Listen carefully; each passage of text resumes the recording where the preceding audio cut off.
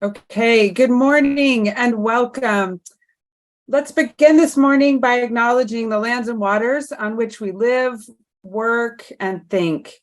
I speak today from Kalapuya Alihi, the traditional and indigenous homeland of the Kalapuya people.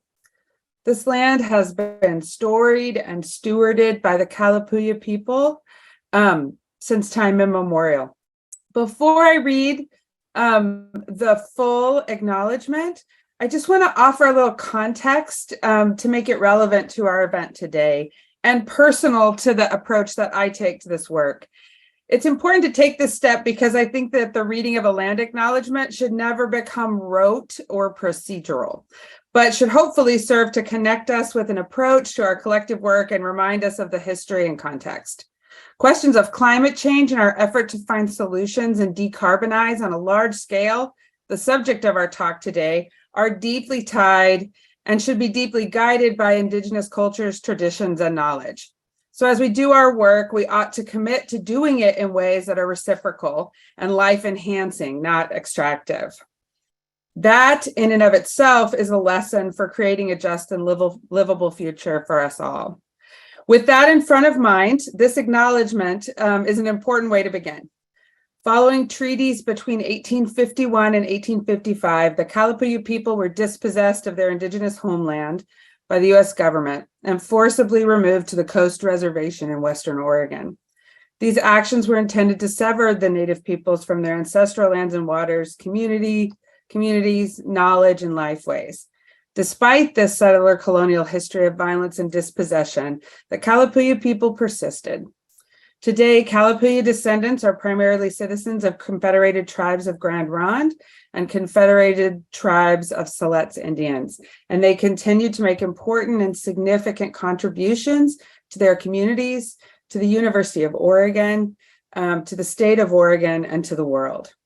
In making this acknowledgement, we also extend our respect to the Indigenous nations of Oregon, Burns Paiute Tribe, Confederated Tribes of the Coos, Lower Umpqua, and Siuslaw Indians, Confederated Tribes of the Grand Ronde, Confederated Tribes of the Siletz Indians, Confederated Tribes of the Umatilla Indian Reservation, Confederated Tribes of the Warm Springs, Coquille Indian Tribe, Cow Creek Band of Umpqua Tribe of Indians, Klamath Tribes, and Chinook Indian Nation. We express our respect to all those who have ancestral connections to this territory, as well as to all other displaced Indigenous peoples who call these lands home. So it's my honor to be joined by all of you for this virtual convening and to thank you for your interest, not only in sustainability issues, but also in building sustainable solutions. I think we are gathered at over 250 strong today, and that's just really so inspiring. My name is Adele Amos. I'm a professor of law at the University of Oregon and the executive director of UO's Environment Initiative, or EI, as you may hear today on this webinar for short. Throughout this webinar, you'll have the opportunity to hear from University of Oregon faculty, representatives of state and federal agencies, and other experts about historic federal legislation, the Infrastructure Investment and Jobs Act, which you'll probably hear referred to as the IIJA, and the Inflation Reduction Act, the IRA, and what this legislative investment could mean for businesses, government entities, and most importantly, all the people of Oregon. I want to briefly talk about how we at the University of Oregon imagine the role of higher education in this work, and how the Environment Initiative in particular supports that effort. As many of you know, the University of Oregon has a long legacy of environmental research, teaching, advocacy, and service. The Environment Initiative represents a campus-wide, coordinated effort to advance transdisciplinary climate and community-centered scholarship, education, community engagement that reaches beyond the university. It represents the next evolution in U of O's legacy of leadership. This effort includes faculty, researchers, administrators, and programs from every school and college, and many administrative units at the U of O. This group of remarkable and committed folks this group of remarkable and critical folks, some of whom you're going to get to hear from today, is committed to the principle that it is the responsibility of a comprehensive public research university like the U of O to leverage our expertise and our energy toward the grand challenge of climate change. The EI supports this interdisciplinary research endeavor, the impactful curricular initiatives that we have underway, and the crucial community partnerships and conversations like this one we're having here today, all designed to help secure a just and livable future for all. It is such a personal and professional pleasure to do the job of helping to lead this effort and work alongside so many amazing people. And I want to offer some quick thanks to several folks for their work in making today's webinar possible. As you all know, it takes a village to pull things like this off. Here at U of O, we've had an amazing partner in the government affairs team. In particular, I want to thank Tim Inman, Trent Letts, Betsy Boyd, and especially Karen Hyatt and Jenna Adams-Kalek. On the communications team, I want to thank Jennifer Winters, Mel Shambon, and Maddie Prue. For the incredible tech support, Jacob Box and Stephanie Bowers, and our incredible project manager for the EI, Jill Elizabeth, the person who keeps us all together and moving forward. You will get to meet our speaker, our main speaker, Greg Dotson, and our moderators, Anshuman Razdan, Dr. Ali Reyes Santos, and Josh Skov soon. I want to say thank you to them for helping to organize and pull together the panels. And of course, thank you to all the federal and state agencies that are participating with us today. Your time and expertise are invaluable. Finally, I am delighted that we have been able to partner with the Oregon Governor's Office and the amazing team of folks in that office who helped us organize today's webinar. In particular, Karin Power, Kelly Brooks, and Vince Porter. And I'm so pleased to kick off today's program. What do new historic federal funding opportunities mean for Oregon? To help answer that compelling question, I am honored and excited that we have the opportunity to hear from Tina Kotek, the 39th governor of the state of Oregon. Former Speaker of the Oregon House, Governor Kotek, has a long and impressive history in public service work, including environment and climate advocacy. As an alumna of the University of Oregon, Governor Kotek expressed sincere regret at not being able to join us for this virtual convening, but many of her staff and team are here. And the governor did not want to miss the chance to speak to all of you about the opportunities we have here in Oregon. So I invite you to enjoy these pre-recorded remarks from Governor Kotek. Good afternoon. Thank you for inviting me to join you today for this incredibly important webinar on the Federal Inflation Reduction Act. Although I can't be with you today, I am grateful for the opportunity to share some thoughts on this unprecedented investment opportunity for our great state. And I also want to express my gratitude for the work of the University of Oregon, our federal partners, and state agencies in ensuring that Oregonians have information and access to these opportunities under the Act. Through a combination of grants, loans, rebates, incentives, and other investments, the Inflation Reduction Act will tackle the climate crisis, advance environmental action, and invest in communities that have too often been left behind. We have an unprecedented opportunity to increase and expand access to things like rooftop solar, climate-smart agriculture, energy-efficient appliances and upgrades, and so much more. In Oregon, we have a unique amount of collective expertise and desire to access funding and grant opportunities for climate mitigation and resilience, agriculture, and conservation-related programs. Our appetite for climate efficiency resources at this moment in time is an important factor in ensuring that Oregon achieves our climate and clean energy goals to set in motion a next generation of green manufacturing for a sustainable future. And our workforce is dependent on these opportunities coming back to Oregon. The Inflation Reduction Act will provide essential pathways to high-quality jobs that promote climate-friendly industries, clean energy tax credits and grid modernization, clean transportation, and clean manufacturing investments will create tens of thousands of jobs across Oregon. My job as governor is to make sure that Oregon is competitive in accessing opportunities that arise from the Inflation Reduction Act. Coordination with our state agencies, federal partners, eligible organizations, and infrastructure experts are really critical to achieving that goal. My team and I look forward to working with all of you during the coming months and years to continue this important work. So thank you. Hope you enjoyed the webinar today. Really appreciate you all. Thank you. Just want to thank Governor Kotek for those remarks. And just so appreciate the governor's leadership on the climate challenge that we face and the opportunities for investment that lie ahead, the subject of today. Now I'd like to introduce our first speaker, Professor Greg Dotson. He's a senior faculty fellow with the Environment Initiative and my colleague here at the University of Oregon School of Law. Professor Dotson is a faculty member with Oregon Law's Environmental and Natural Resources Law Center. In addition to teaching several core courses on climate change and environmental law and policy, he leads the Energy Law and Policy Project, a research initiative focused on identifying and honing legal tools for promoting a green energy future. A nationally recognized policy expert, Professor Dotson has dedicated much of his career to legislative approaches to environmental challenges. Most recently, through 2021 and 2022, he served as the chief counsel for the U.S. Senate Committee on Environment and Public Works.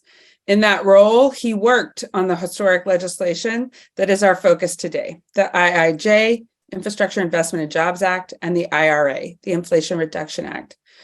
Since the rollout of this legislation, Professor Dotson has worked tirelessly to help community organizations, businesses, decision makers, and citizens understand and access the opportunities and benefits the acts make available. In January, he co-authored an article, The Clean Air Act Amendments of 2022, Clean Air, Climate Change, and the Inflation Reduction Act, that was selected by the Environmental Law Institute as the year's best article. Following today's program, I encourage you to check out his amazing work. With that, I'm going to hand the program over to you, Greg. Well, thank you so much for your for that introduction, and I'll just jump right into it. What I'm going to talk about briefly are the federal investments from the 117th Congress and what that potentially can mean for Oregon. So, just to give you a brief backdrop on the 117th Congress, there was a real sense of underinvestment, I think, that was shared on a bipartisan basis. There had been high-profile contaminated drinking water events around the country. Of course, you're familiar with Flint, Michigan, but also happened in other major cities. We had a serious disinvestment from our transportation infrastructure. 40% of bridges were at least 50 years old. There were 50,000 bridges that were considered structurally deficient. COVID had taught us about inadequate broadband. And of course, we know that we need to dramatically reduce greenhouse gas emissions. And with scientists telling us globally, we need a 43% reduction by 2030. We weren't on track for that. And there was a great deal of bipartisan agreement on these first three topics. Those ended up getting addressed through the bipartisan infrastructure bill, the IIJA. This was the largest infrastructure funding bill that had ever been passed by Congress, enacted in November of 2021, $1.2 trillion. And this chart provides some of the highlights of that funding initiative. And as you can see, it's all the things that we think about when we think about infrastructure, from roads, bridges, to rails, airports, water infrastructure, power, et cetera. 60% of that funding is delivered through the states. And so this chart is a chart specifically to what's being delivered here in Oregon. And I won't go through this in detail, but you can see $1 billion in additional funding for roads, a lot of money for Oregon's state energy program, grid resilience, clean water, broadband, et cetera. And so all of that is, we're just beginning to see that money show up in the state and be deployed. There's also additional pots of funding that isn't necessarily delivered through the states. And these fall in the categories of transportation, climate, energy, and environment, broadband, water storage, and other issues. And again, this is not a comprehensive list, but it gives you a sense of just the significant amount of resources that are potentially now available to the state through various mechanisms. With regard to the transition to a sustainable climate and a sustainable energy system, there was less bipartisan agreement on that. And so that moved through a different process, through the budget reconciliation process, in a bill known as the Inflation Reduction Act. And this primarily addresses investments in clean energy. There were also some provisions to address drug prices and healthcare premium support, but I'm not going to talk about that in today's presentation. Again, $370 billion is a lot of money. That number is a number, you can see how it's allocated here. It was generated by the Joint Committee on Taxation with information provided by the Congressional Budget Office. It's a nonpartisan estimate projection of what would be the outlays of the bill over a 10-year period. It's also pretty broadly agreed upon that that number is incorrect. And the reason is that the vast majority of that estimate comes from this $205 billion energy tax provision. And of course, people have not paid their taxes in 2023, let alone in 2031. And so this was just a projection. And shortly after it came out, we immediately saw experts say that the appetite for clean energy tax credits was significantly underestimated. Credit Suisse said, no, we think it's going to be more like $970 billion. And then just about a month ago, Goldman Sachs came out and said, we think it's probably going to be more like $1.2 trillion in investment from this legislation.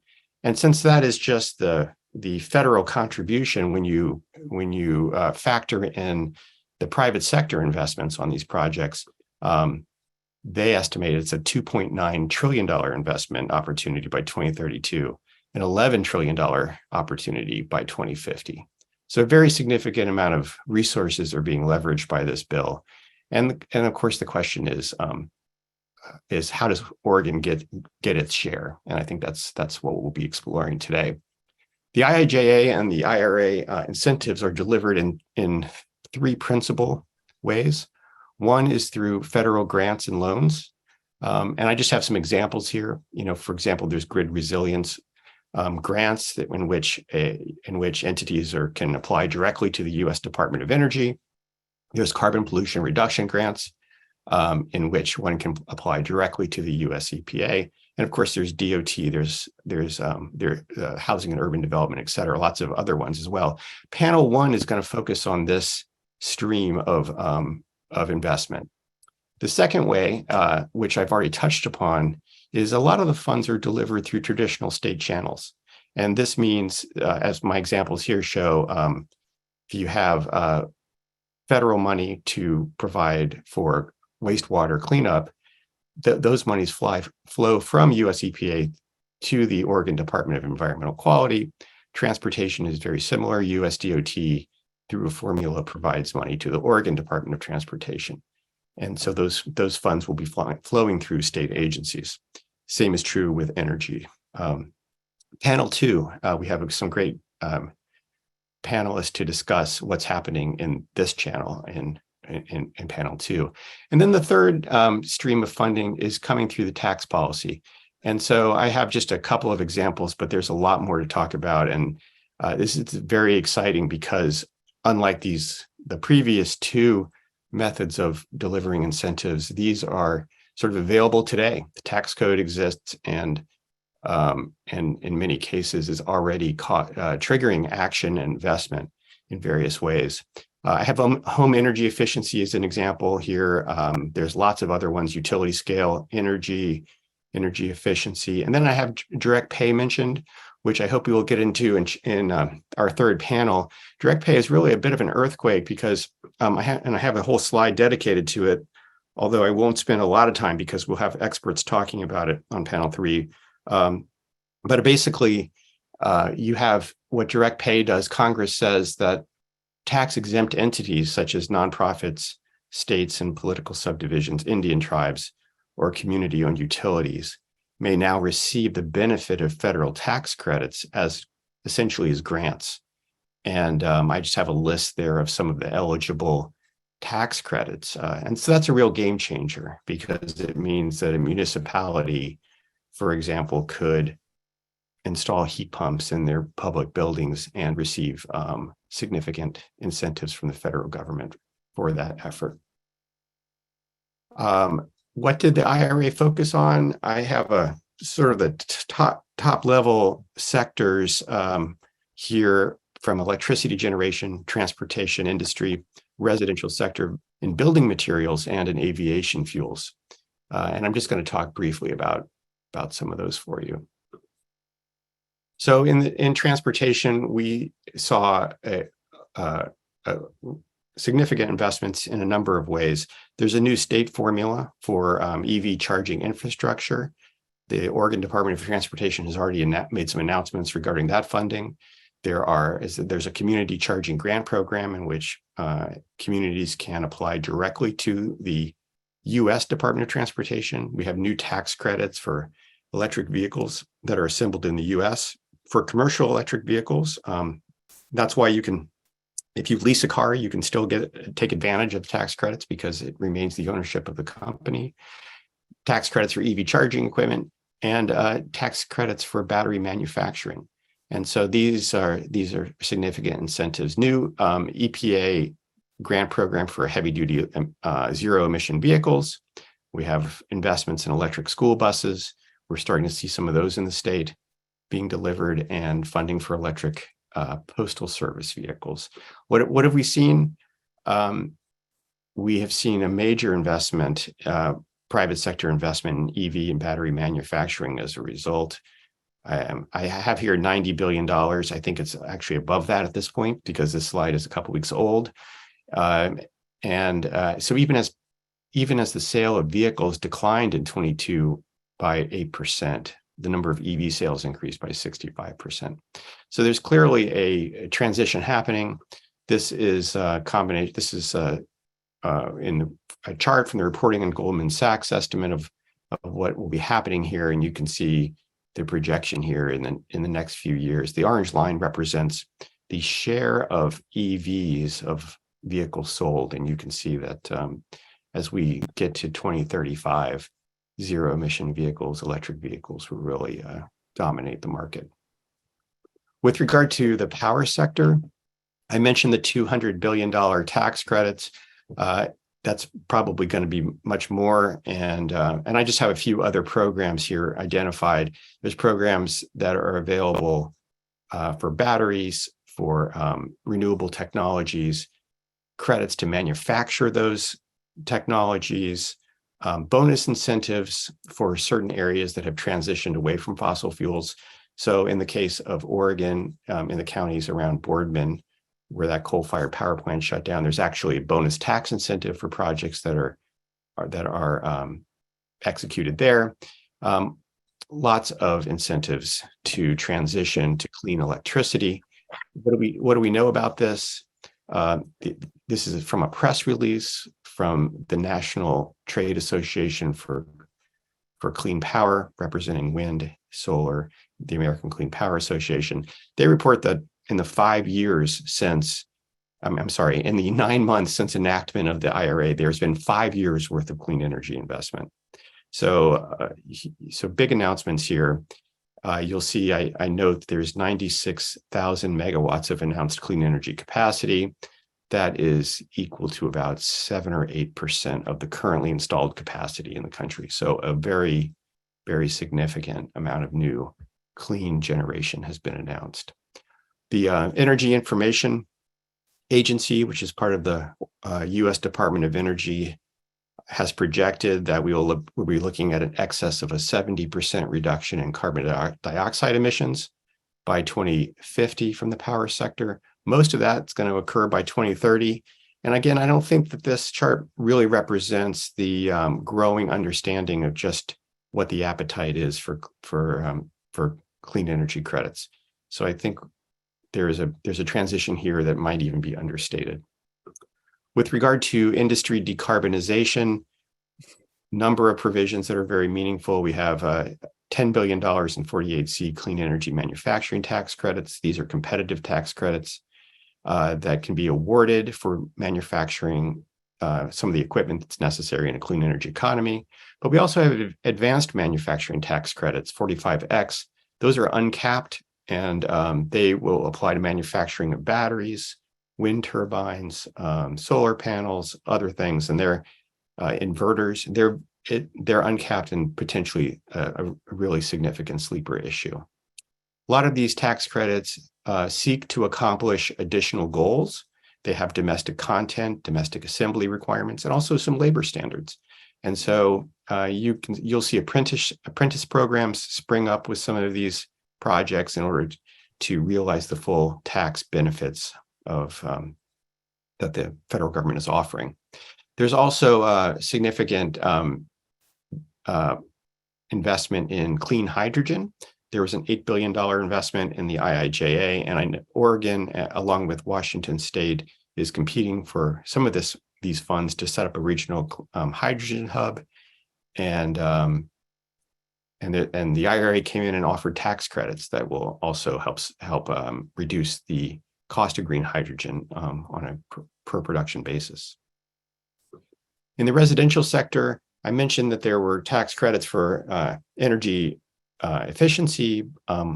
You can see here a $2,000 tax credit for new heat pumps, tax credits for heat pump water heaters, electrical panel upgrades, weatherization measures, other issues. And then the law also contemplates that not every household can take advantage of tax credits like this.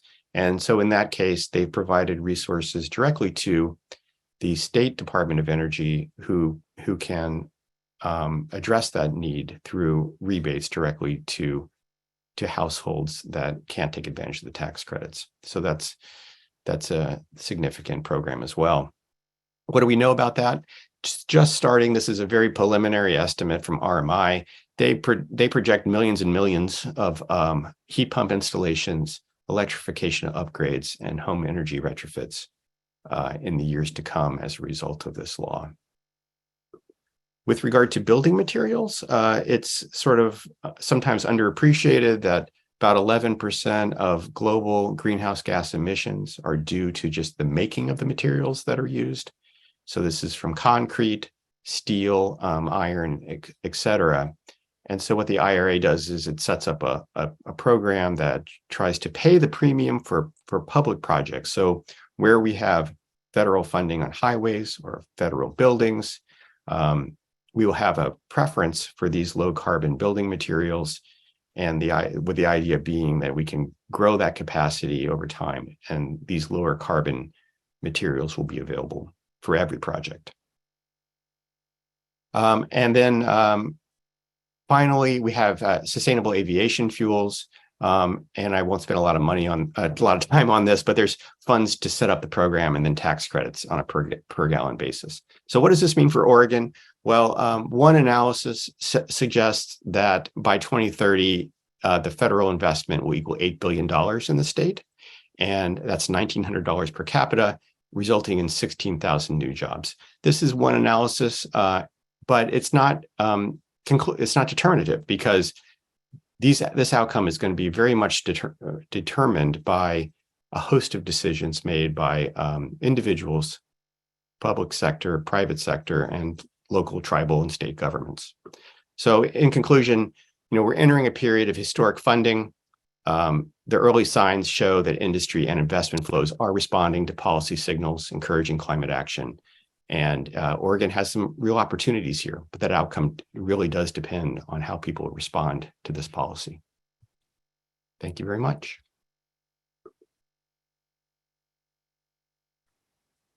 Thank you so much, Greg. I'm so grateful that we got to hear from Professor Dotson this morning as we begin our program. So just thanks for providing that really insightful overview and setting the stage for us. We're going to turn now to our first panel on federal implementation, and it'll be moderated by UO's Vice President for Research and Innovation and Professor of Computer Science, Anshuman Razdan. As UO's Chief Research Officer, Vice President Razdan oversees the university's interdisciplinary research centers and institutes, strategic research initiatives and partnerships, research infrastructure, core facilities and administration, compliance in the regulatory environment, innovation and commercialization efforts, and research funding efforts. And to say the least, we are very grateful for his support in the context of the Environment Initiative. With his distinguished background in interdisciplinary scholarship in the areas of geometric design, computer graphics, document exploitation, and geospatial visualization and analysis, we're just thrilled to have him here and thrilled to have him as part of this effort. So I want to thank you. We know him here as AR. I want to thank you, AR, for taking the time to help facilitate this conversation today. And I'll turn the program over to you. Thank you, Adele. I didn't know you were going to do such an extensive bio and introduction, but I appreciate it. So welcome, good morning. And I just want to say a couple of things before we launch into the panel. As you just heard from Greg, you know, there is both the Infrastructure Investments and Jobs Act and Inflation Reduction Act have been a game changer of infusion and appropriation of dollars from the U.S. Congress. That's going to have profound impact on renewable energy, transportation, and climate solutions at large. So first, I want to thank Adele. I'm just completing my first year, and one of the most delightful aspects as a technologist has been coming to University of Oregon and seeing what a strong tradition we have from the regulatory policy and social science aspects of climate solutions. Most universities primarily deal from a technology perspective. And especially in this area, the technology alone cannot solve the problems because it's not always effective at scale and economical or safe. And therefore, the techno-policy sides have to make joint strides together to be effective, basically. And as director of our environmental initiative, Adele has been just doing that. And I'm really, really thankful and very delighted to be educated almost on a daily basis by Adele. And I also want to do a shout out to Greg, who went through a lot of the details, but I know some of you know, but most people may not know that Greg himself devoted a significant part of his time in Washington, D.C., helping write the Inflation Reduction Act. So he has a direct hand. He's so humble, and his humility doesn't always, he doesn't take claims for things, but we are really grateful that our own Greg Dotson had a hand in shaping this act. So thank you, Greg. But also, let me just say that, Greg went through a lot of slides. And those of us who are used to writing grants and proposals to federal agencies, even us get overwhelmed because there is so much information. So I think this panel is very apropos for this discussion, and we're going to hear from some wonderful agency representatives, and really for our audience to have a good understanding of what is available and how do we go about securing some of those funds and grants for our communities, for our institutions. And I myself am going to be a student and audience member in this because my day job really is about bringing federal dollars to University of Oregon and for Oregon. So with that, we have a fantastic panel. I'm going to say it in order, and then I will introduce each of the panelists before they speak. So we have Elise Taylor Anikere. I hope that I said that close. Senior Policy Advisor, U.S. Department of Energy.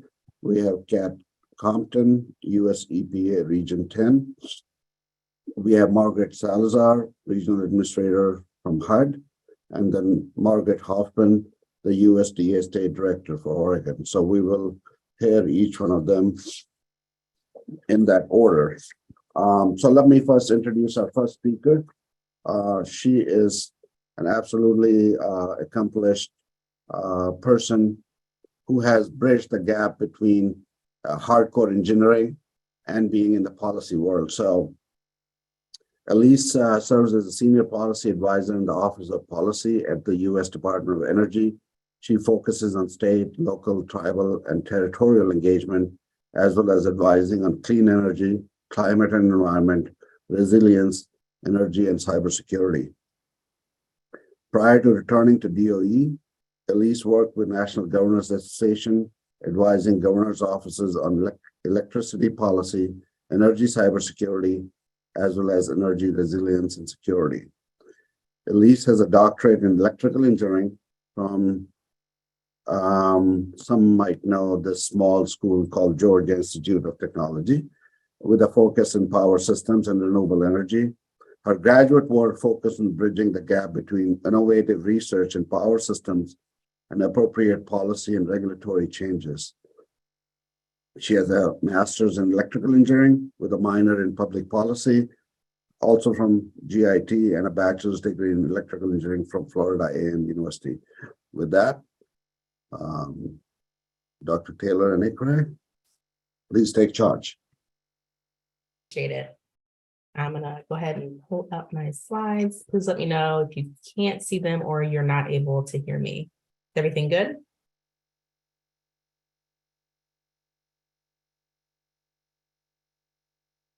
Can you hear me? Yeah, I can hear you. Okay, good. I'll go ahead and get started.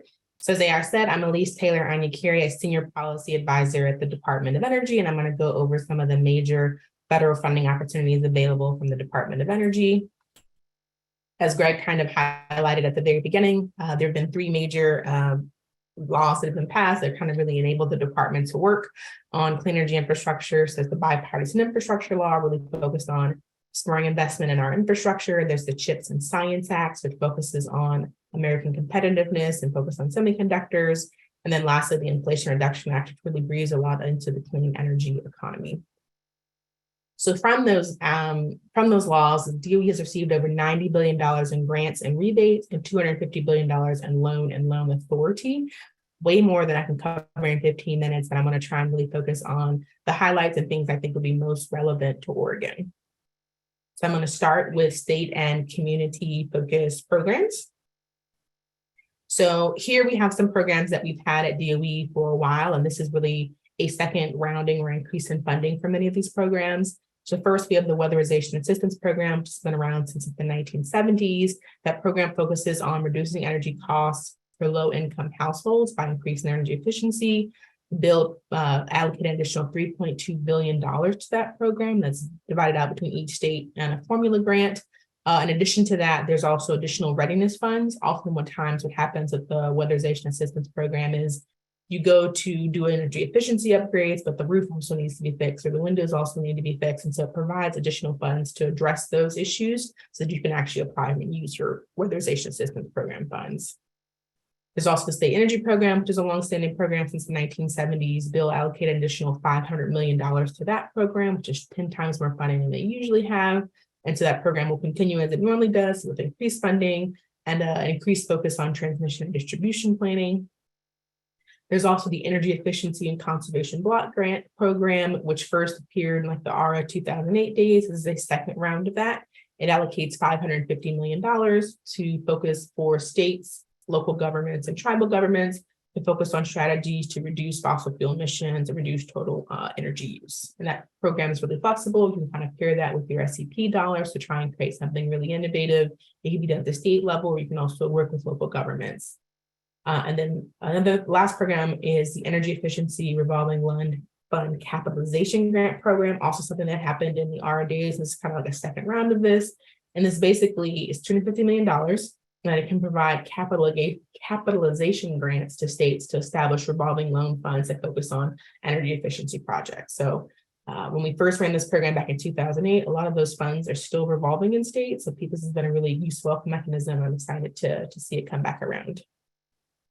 In terms of newer programs focused, brought around by the Inflation Reduction Act. So there are two major rebate programs, the first being the Home Efficiency Rebates Program called HOMES.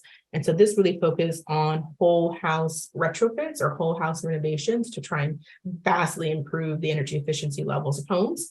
And then there's also the Home Electrification Appliance Rebates Programs, or HERE, which focuses more so on point rebates for smaller appliances. So rebates for furnaces, heat pumps, dryers, things of that nature. Just like more smaller scale rebates there, but still a large program of $4.5 billion. And then lastly, there's also the Building Codes Adoption Grant. This program is over $1 billion in funding, and it's grants to state and local governments to really encourage people to improve their building codes and or adopt zero energy provision building codes, which is a really great program. Walking hand in hand with those previous programs, there's also Bill and I both provide funding for workforce and workforce development. So it provides funding for training contractors, energy auditors, and building training assessment centers, basically trying to create the workforce and actually help to implement some of those building code adoption and doing some of those home retrofits, making sure we have the workforce to kind of go hand in hand with that. Another community focused program, which I think would be relevant here, is the energy improvements in rural or remote areas. This is $1 billion to improve resilience, safety, reliability, and availability of energy in rural and remote communities. And when they say rural or remote communities, they're talking about cities and towns with less than 10,000 inhabitants. They issued their first round of funding back in March for $300 million. There's actually a current solicitation open now for $50 million that came out in May. And I think applications are due for that maybe mid-June. The one thing I really like about this program is that you can get technical assistance to actually put your application together. You can get that technical assistance through the national labs, or EPA has thriving community technical assistance centers as well to actually help communities like pull together their application for that. So I'm a real big fan of that program. On the grid modernization and clean electricity side, we have transmitting, siting, and economic development grant. So this is a grant program worth $760 million that really focuses on how do we provide funding to really increase transmission. We want to develop all this clean energy. There's a need for transmission to move that energy around the United States. And so this program is really focused on providing funding for that. We also have the Grid Resilience State and Tribal Formula Grants. So these are formula grants to states, territories, and tribes to really focus on strengthening the grid and improving resilience. They issued their first awards for this program back in May, but there will be a second round of applications in FY24. Following along that same path, there's also the Grid Resilience Innovation Partnership Program. This program, again, focuses on resilience, and it has 3 different mechanisms. There's 3 different programs someone could apply to try and improve resilience. So there's the Grid Resilience Utility and Industry Grants Program, which is grants to the utilities and people in the industry to try and improve resilience of their assets. There's a Smart Grid Grant Program to try and improve and expand smart grid infrastructure. And then the Grid Innovation Program to focus on what are some innovative things we can do to improve grid resiliency. In total, that program is worth about $10.5 billion. When we put out the first round of applications for that, it was very high interest in it, very oversubscribed, and they're in the midst of working on those first rounds of funding now. And we expect a second round of focus for that in FY24 as well. Since we're in Oregon, hydroelectric is very prominent there. There are also 3 other bill provisions focused on hydroelectric infrastructure, whether it's about the expansion of hydroelectric infrastructure, kind of improving and enhancing the hydroelectric infrastructure you already have. There are 3 separate programs linked here that are also focused on that. That's how it's particularly important for Oregon. Now kind of shifting our focus more so on manufacturing and industrial focused programs. The Biden administration is very interested in increasing Americans' capacity in manufacturing, because there's a lot of funding attached to that as well. So first, there's the State Manufacturing Leadership Program, which is a $15 million program to support new or expanded state programs to accelerate the deployment of smart manufacturing technology and access to high-performance computing. So part of this focus on increasing American manufacturing, we really want to enable states to build that capacity out, and that's what this program really focuses on. Next, we have the Advanced Energy Manufacturing Recycling Grant Program, which is $700 million in funding through FY2026. This is focused on benefiting small and medium-sized manufacturing firms with a priority for minority-owned firms. It wants to focus on enabling them to build new or retrofit existing manufacturing industrial facilities to produce or recycle advanced energy products. And this program also has a focus on coal communities. So coal communities that have had coal closures, whether it be the coal plant itself or the coal mine, making sure we're working in those communities to try and help revitalize manufacturing. And then last in the manufacturing sector, we have the Advanced Energy Project Tax Credit. While technically a tax credit, it's a tax credit you'll have to put in an application form and work very similar to our regular funding opportunity announcements. An IRA allocated $10 billion to this program that focuses on tax credits for clean energy manufacturing, recycling, critical materials, and industrial greenhouse gas emissions and reduction projects.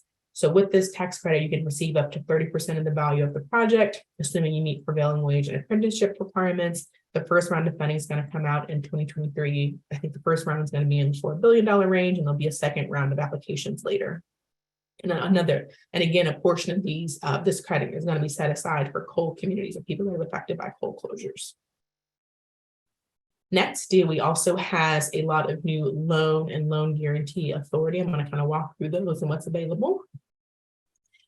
So we have in the DOE Loan Program Office, they focus on working with the private sector to finance the deployment and scale up of innovative clean energy technologies. They specifically have a program called Title 17, where they have various loan authorities that are either been around for a while or also. Is there a question? Where they have either a new loan authority or existing loan authority that's kind of been expanded. I'm going to walk through those. So the first two is one for innovative energy and innovative supply chains. That's financing for commercial scale development of either innovative energy projects or innovative manufacturing processes. I think what's really key in both of those is the innovative component. So they do loans on the commercial scale, but you have to be doing something new that's not necessarily ready for the market. The DOE is going to try and help you get over that hump. The third one is the state energy financing institution. So DOE tries to make loans that help line up with state clean energy priorities. This is like often funding to state energy financing institutions, like a green bank or something of that nature. And then lastly is the Energy Infrastructure Reinvestment Program, which has kind of been revitalized. And this is focusing on financing to leverage existing U.S. energy infrastructure for the clean energy future. I'm going to give you a bit more detail on that one.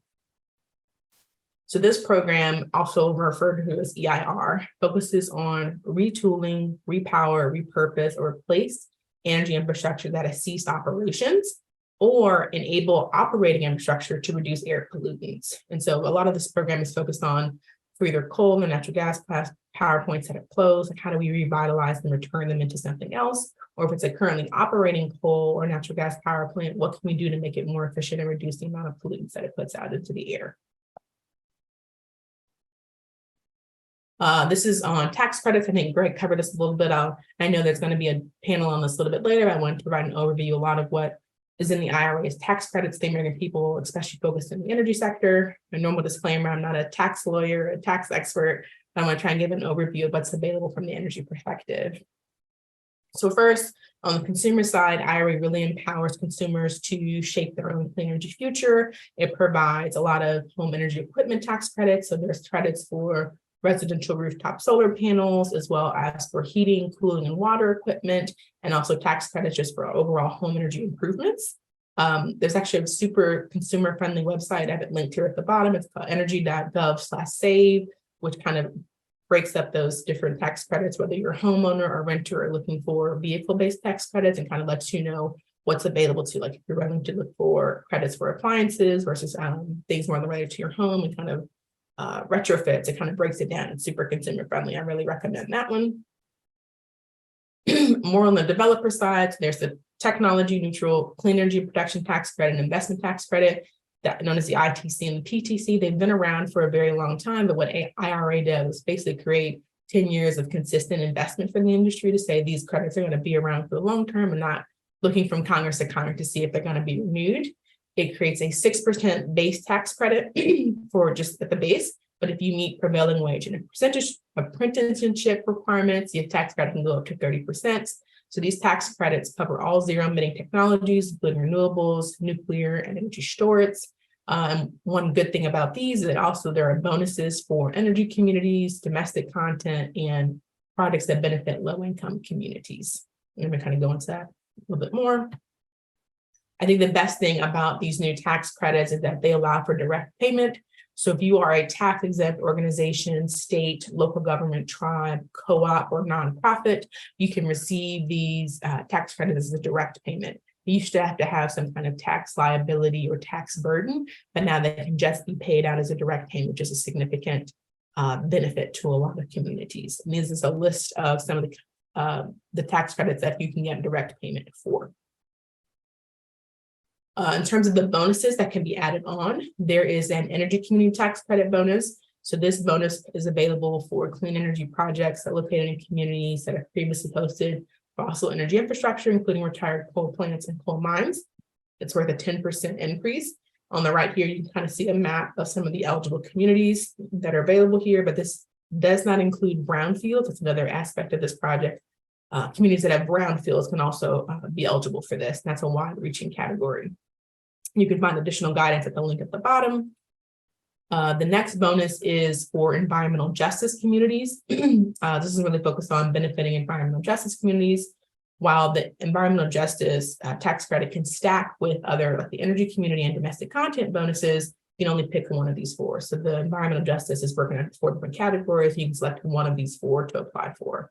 And so the categories are: if it's located in a low-income community, it's worth 10 additional percentage points. It's located on Indian land, 10% and 10 percentage points additional. If it's located on low-income residential building, including tribally designated housing, that's 20 percentage points. And then products that provide over 50% of their benefits to low-income households are also eligible for 20%. You can find all the details and nuances of that program in the Federal Register here. They're actually taking comment now if you wanted to provide comment to the Treasury about that program. What also makes this bonus a little bit different is it is limited to 1 gigawatts per year total. So I kind of was at the proposed capacity limits in the last column here. So there's only so many products that will be awarded each year, and there'll be an application that you put in for this bonus. And then I'll leave you with an example just to kind of make it a little bit more real. So hypothetically, you wanted to build a 1 megawatt community solar facility costing $1 million. You can earn potentially up to a 70% tax credit worth $700,000. If that project was owned by a tax exempt entity like a state or local government, you'd be eligible for a direct cash payment from the IRS. And this only applies to the clean electricity investment and production tax credits, which kind of might start phasing out in 2032. So for that project, if you just get the investment tax credits, a 6% base credit. If you meet prevailing wage and apprenticeship requirements, it jumps to 30%.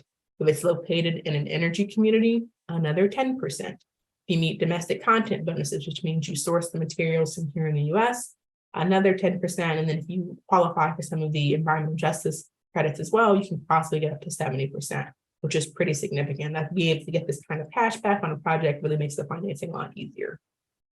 And I think that's all that I have for you. Thank you. Oh, if you wanted more information about some of those specific programs, you can then visit energy.gov/infrastructure to get announcements, sign up for email updates, ask questions, and kind of get a lot more details. Well, thank you for that very informative session about the DOE. Before I introduce the next panelist, maybe a bit about the logistics. Please feel free to use the Q&A button on your screen to ask questions. We'll hold the questions until the end of the panel, and either myself or Greg will help direct the questions to the panelists. So that's one, and a lot of people are asking about slides and recording. So this is being recorded. So I'm sure the organizers will let you know how the materials can be accessed so you don't miss, or your colleagues who can't be here today won't miss a bit of this. With that, I am delighted to introduce our next speaker. Kat Compton is the Regional Climate Coordinator for EPA Region 10. Serving Oregon, Washington, Idaho, Alaska, and 271 tribal nations. Kat supports communities across Region 10 as they work towards their climate adaptation and mitigation goals. Mitigation goals. In recent months, she has been especially focused on helping communities in the Region 10 prepare to take full advantage of the historic investments from the Inflation Reduction Act. Kat joined EPA as a Presidential Management Fellow in 2016 to serve this region's pollution prevention program as this region's pollution prevention program coordinator. She grew up in Seattle, Washington, and holds a PhD in geophysics from the University of Arizona. That's exactly what we've been talking about, because it's just so huge. Could you, with that, I welcome Kat and everybody else to mute their microphones. Thank you. Thank you. And thank you for the introduction and the invitation to be here today. I'll pull up my slides and get started. Let's see. There we go. Hi, everyone. Good morning. My name is Kat Compton. I'm the EPA Region 10 Regional Climate Coordinator. I am based here in Seattle in service of the states of Washington, Oregon, Idaho, and Alaska, and the 271 tribal nations that we serve. And I just want to start by sharing my own personal climate story. I grew up in Seattle, and when I moved back to start my work with EPA, the Seattle I moved back to was not the Seattle that I remember growing up. And until about 2 days ago, I was one of the many households in the Seattle area that did not have access to air conditioning. And so I have had to make those choices on a hot summer's night about whether to open the window to cool my house and the indoor air quality impacts that can have when we are having a smoke event. And I share that just because I know, and we all know, that communities across the state of Oregon are experiencing similar impacts. And so these investments could not come at a better time as we work toward our climate adaptation and climate mitigation goals.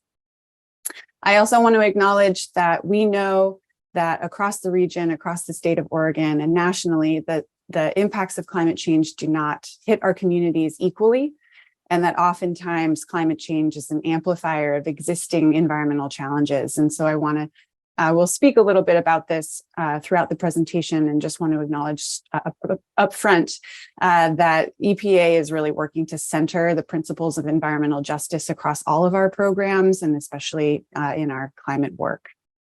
Okay, so let's go ahead and get started. The Inflation Reduction Act represents a historic investment in climate action.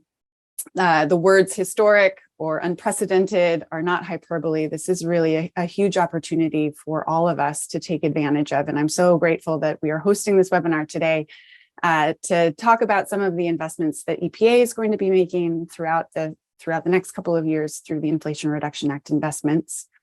Our goal and the estimate from across the IRA investments is that we will see a 40% reduction in emissions by 2030. So here we are in 2023, about halfway through the year. And so you might imagine the speed with which a lot of this change is going to happen. And I'll just highlight that there's quite a number of programs at EPA that will help us tackle that goal. Another way to think about the investments from EPA and from across the federal government, as you will hear today, is to think about investments from either a sector-based perspective or where the money is coming from, as Professor Dotson said, either directly from EPA or other federal agencies or through the state, through normal channels. And so I will just offer that as you are thinking about the needs of your community, the investments that could be made to help reduce greenhouse gas emissions, there is likely a funding program through either the EPA or another federal agency that you'll hear from today to help support those goals. And so I encourage you to take full advantage of all of the various investments that are coming our way in short order. I also want to highlight that EPA offers a dashboard tool where you can visualize some of our national climate greenhouse gas emissions data. This is a data set for the national greenhouse gas inventory, and you can sort by sector, you can sort by greenhouse gas, you can sort by state. And so I just pulled a simple graph here for the state of Oregon from 1990 to 2020, and this highlights The numbers in this case are not so important as the proportion or the opportunity space that we see in Oregon for greenhouse gas emissions reduction work across many sectors of our economy, transportation, electric generation, agriculture, industry, and then commercial and residential built environment space. And I'll just say a big thank you for Professor Dobson for mentioning our embodied carbon work and the work that EPA is doing to support growing that program, and acknowledge the leadership that Oregon Department of Environmental Quality and others in Oregon and across the Pacific Northwest have really had in that space. So what might a 40% reduction across these sectors look like for Oregon, and how can we make use of the investments that are coming our way in order to achieve that goal? First, I want to talk about the Greenhouse Gas Reduction Fund. This is a $27 billion fund, the first of its kind investment to leverage and mobilize financing and private capital to address the climate crisis, to ensure that our country's economic competitive and promote energy independence, and delivered those advantages of lower energy costs and economic revitalization to communities that have been historically left behind. In April, EPA released the implementation framework for this program, which outlines in good detail the intention of the program and the various grant offerings that will be funded through this work. And we're expecting a notice of funding opportunity this summer. Our goal through this Greenhouse Gas Reduction Fund and frankly, through much of the Inflation Reduction Act investments are threefold. We aim to reduce greenhouse gas emissions and other air pollutants. We aim to deliver the benefits of those pollution reduction projects to low-income and disadvantaged communities. And in the case of the Greenhouse Gas Reduction Fund, we aim to mobilize private financing and capital to help stimulate the deployment of these greenhouse gas air pollution reduction projects. So we're really looking across a whole approach to some of this work. The first two greenhouse gas investment funds are the $14 billion National Clean Investment Fund and the $6 billion Clean Communities Investment Accelerator. These two programs are going to fund very large awards to nonprofit hubs that will then be able to deliver financing at scale to businesses and communities, community lenders, and others to catalyze the tens of thousands of clean energy projects that we know need to happen to accelerate our progress toward a clean energy independence and a net zero economic future. These are what you will see referred to in the implementation framework as the direct investment and indirect investment strategies as part of the Greenhouse Gas Reduction Fund. Also part of the Greenhouse Gas Reduction Fund is the Solar for All competition. This is a $7 billion grant program that will provide up to 60 grants for states, tribal governments, municipalities, and nonprofits to expand the number of low-income and disadvantaged communities that are primed for investment in residential and community solar. And so you might think about what that would mean for Oregon for investment at that scale for rooftop and community solar in our communities. The GGRF has offered several opportunities for input to the Greenhouse Gas Reduction Fund program design. And now we're acknowledging that a lot of these big grants are going to require us to collaborate and to partner, and we're working hard to facilitate those partnerships. And so for each of the three competitions or investment strategies, there is a link where you can fill out your information if you are interested. You can add a little bit about the kind of project that you would like to see happen, and those lists will then be published out to everyone who fills them out. This is a way for us to identify those in our community that are thinking on the same page, to identify opportunities for collaboration and partnerships so that we can take full advantage of the Greenhouse Gas Reduction Fund investments. So I encourage you, and I'll make sure that all of these links are available to you, and the slides are available to you. I encourage you to go onto the Greenhouse Gas Reduction Fund website and find the partnership connection forms and to fill them out for the programs for which you are most interested by June 19th. The deadline's coming up, and then you will receive a full list of those partner interests back to your inbox so that you can start to build out the partnerships that we know are needed. Also in the Inflation Reduction Act is a $5 billion investment through the Climate Pollution Reduction Grant Program. Right now, we are in phase 1 of that grant program, which is the $250 million planning grants to provide states, air agencies, municipalities, tribes, and collaborative efforts to build priority and comprehensive climate action plans, emissions inventories, and to really understand the needs and the needs for investment in communities across our nation. We're expecting that there will be a $4.6 billion implementation grant program that is announced later this year. And we're really excited to see how these planning efforts really foster good innovation and exciting boots on the ground work for greenhouse gas reduction projects across our region. So in Region 10 and in Oregon, there are a number of planning grant activities happening now. Each of the 4 states in Region 10 accepted a $3 million award for climate planning. In Oregon, the lead organization is the Oregon Department of Environmental Quality, who is running that planning process. There were also $1 million grants offered to the nation's largest metropolitan statistical areas. In Region 10, that's the greater Seattle area and the greater Portland area. And Oregon Metro will be running that grant program on behalf of the broader planning region for Portland. And then there will be many grants to tribes, tribal partnerships, and intertribal consortia to support climate action planning. We hope to be able to announce those grantees quite soon.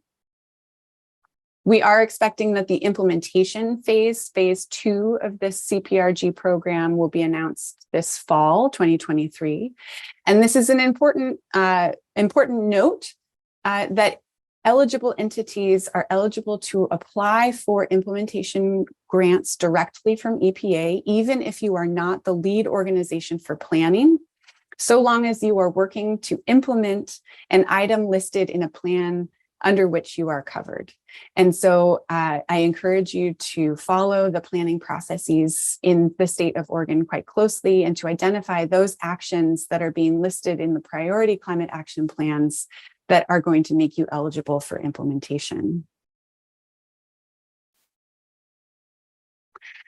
Moving on to some of our other EPA programs, you might recall from the Oregon graph, the largest proportion of emissions in the state, and this is true across much of the Pacific Northwest, where we draw a lot of our electricity from hydroelectric power, is transportation often filters to the top as one of the larger proportions of our greenhouse gas emissions.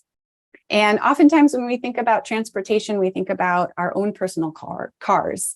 These are how we get to school, how we get to work, how we run our errands. But there are other programs offered by EPA to tackle some of the other parts of our transportation sector.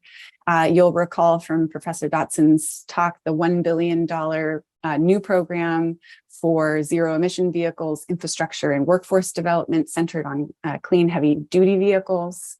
There's a new $3 billion program for emissions reduction work at ports.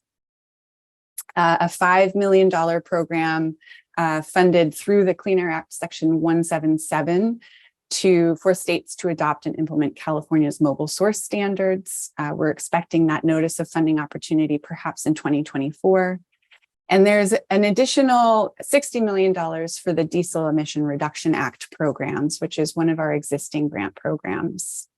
The Diesel Emission Reduction Act grant program, or DERA for short, provides grants to accelerate the upgrade and turnover of diesel fleets to reduce diesel air emissions from medium and heavy duty vehicles or non-road engines. And the $60 million in additional Inflation Reduction Act funding will be added to the approximately $1 million per year regular appropriation. And we're expecting a funding opportunity to be announced soon. You may also recall the Clean School Bus Program from Professor Dotson's talk. This is a program that was supported by the Inflation Reduction Act and also the Bipartisan Infrastructure Law. Sometimes you will hear IIJA, also referred to as bill. That means the same thing. In 2022, Region 10 was pleased to award over $11 million in clean school bus rebates to purchase 30 new clean school buses across 7 school districts in our region. We're expecting another rebate program to open this fall of 2023. And right now, the Clean School Bus Grant Program is open. There's $400 million available nationally. And there's a bit of information on this slide and a link to that funding opportunity. As I said at the very beginning, EPA is working to center all of our work through the lens of environmental justice. And our environmental justice team has been very busy in offering a number of grant programs that have just closed and we expect to announce soon. The Thriving Communities Grant Maker program closes soon. And so I encourage you to sign up for the email list or explore the environmental justice grant program list on our website to learn more about all of these programs. We know, of course, that communities across Oregon are not experiencing environmental impacts equally. And our goal at EPA, and that Administrator Regan has said on many occasions, is to really elevate our environmental justice as a high priority. And so you may have heard that even organizationally, we are working to elevate and center environmental justice in our work. And I applaud the new creation of our Office of Environmental Justice and External Civil Rights to provide that support across our agency so that we can really take an environmental justice approach to our work. The EJ program is also funded through the Inflation Reduction Act, and we expect a notice of funding opportunity later this summer for approximately $2 billion to support environmental justice and climate work. As you can see, the list of eligible activities is quite broad. And so I encourage you to think creatively about how we might support environmental justice, tackle greenhouse gas emissions, and build community resilience through these investments and this grant opportunity. And then I just want to take a minute and acknowledge that you will hear about a lot of different grant programs from many federal agencies today. We're clicking through these slide decks very quickly. It often feels overwhelming. I know I have trouble keeping track of all of the various funding opportunities that are coming out and when they open and when they close and how to apply. And this is something that EPA and the federal government in general acknowledge. And so one of the ways that we are working to address that sense of overwhelm and to provide additional support is the new EPA and Department of Energy supported Thriving Communities Technical Assistance Centers. This is a national network of technical assistance centers to provide support to communities on grant writing, funding matchmaking, partnership building, stakeholder engagement, translation services, and other foundational technical assistance services to help us access these historic investments. In Region 10, there are 2 technical assistance centers that are tasked to support all of Region 10. They are the University of Washington, based in Seattle, Washington, and the Willamette Partnership, based out of Portland, Oregon, and their network of partners to provide support across our entire region. Anyone and everyone is welcome to reach out to these technical assistance centers to ask for support, including community community groups, community stakeholders, nonprofit organizations, and other CBOs, local and state government agencies, and tribal government entities as we work toward taking an advantage of these investments and putting them to good use on behalf of our region and the state of Oregon.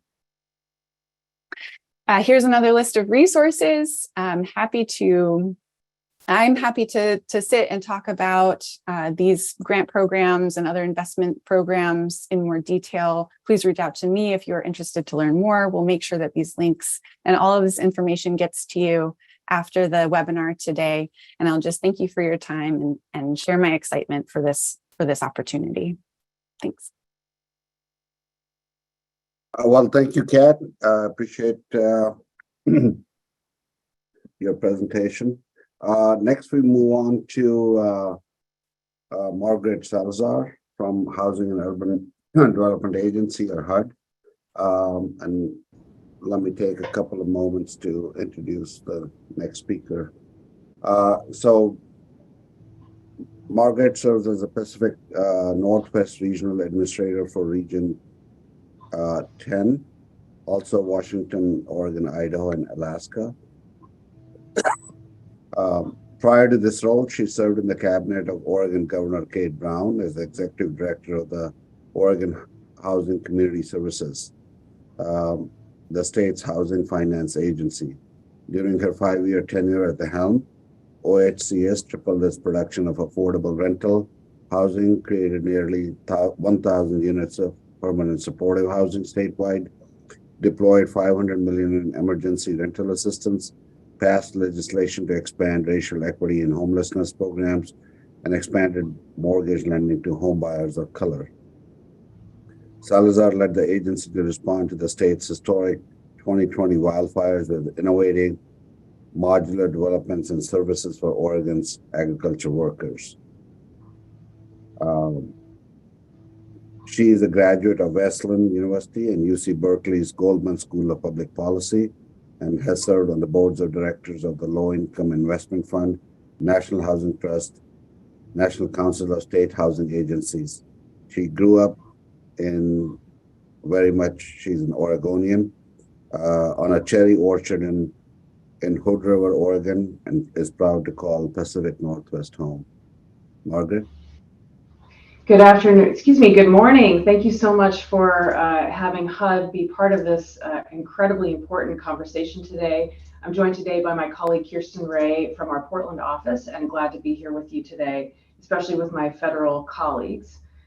So I want to talk a little bit about HUD's work in responding to climate and some new investments that are coming nationally, as well as available to the state of Oregon.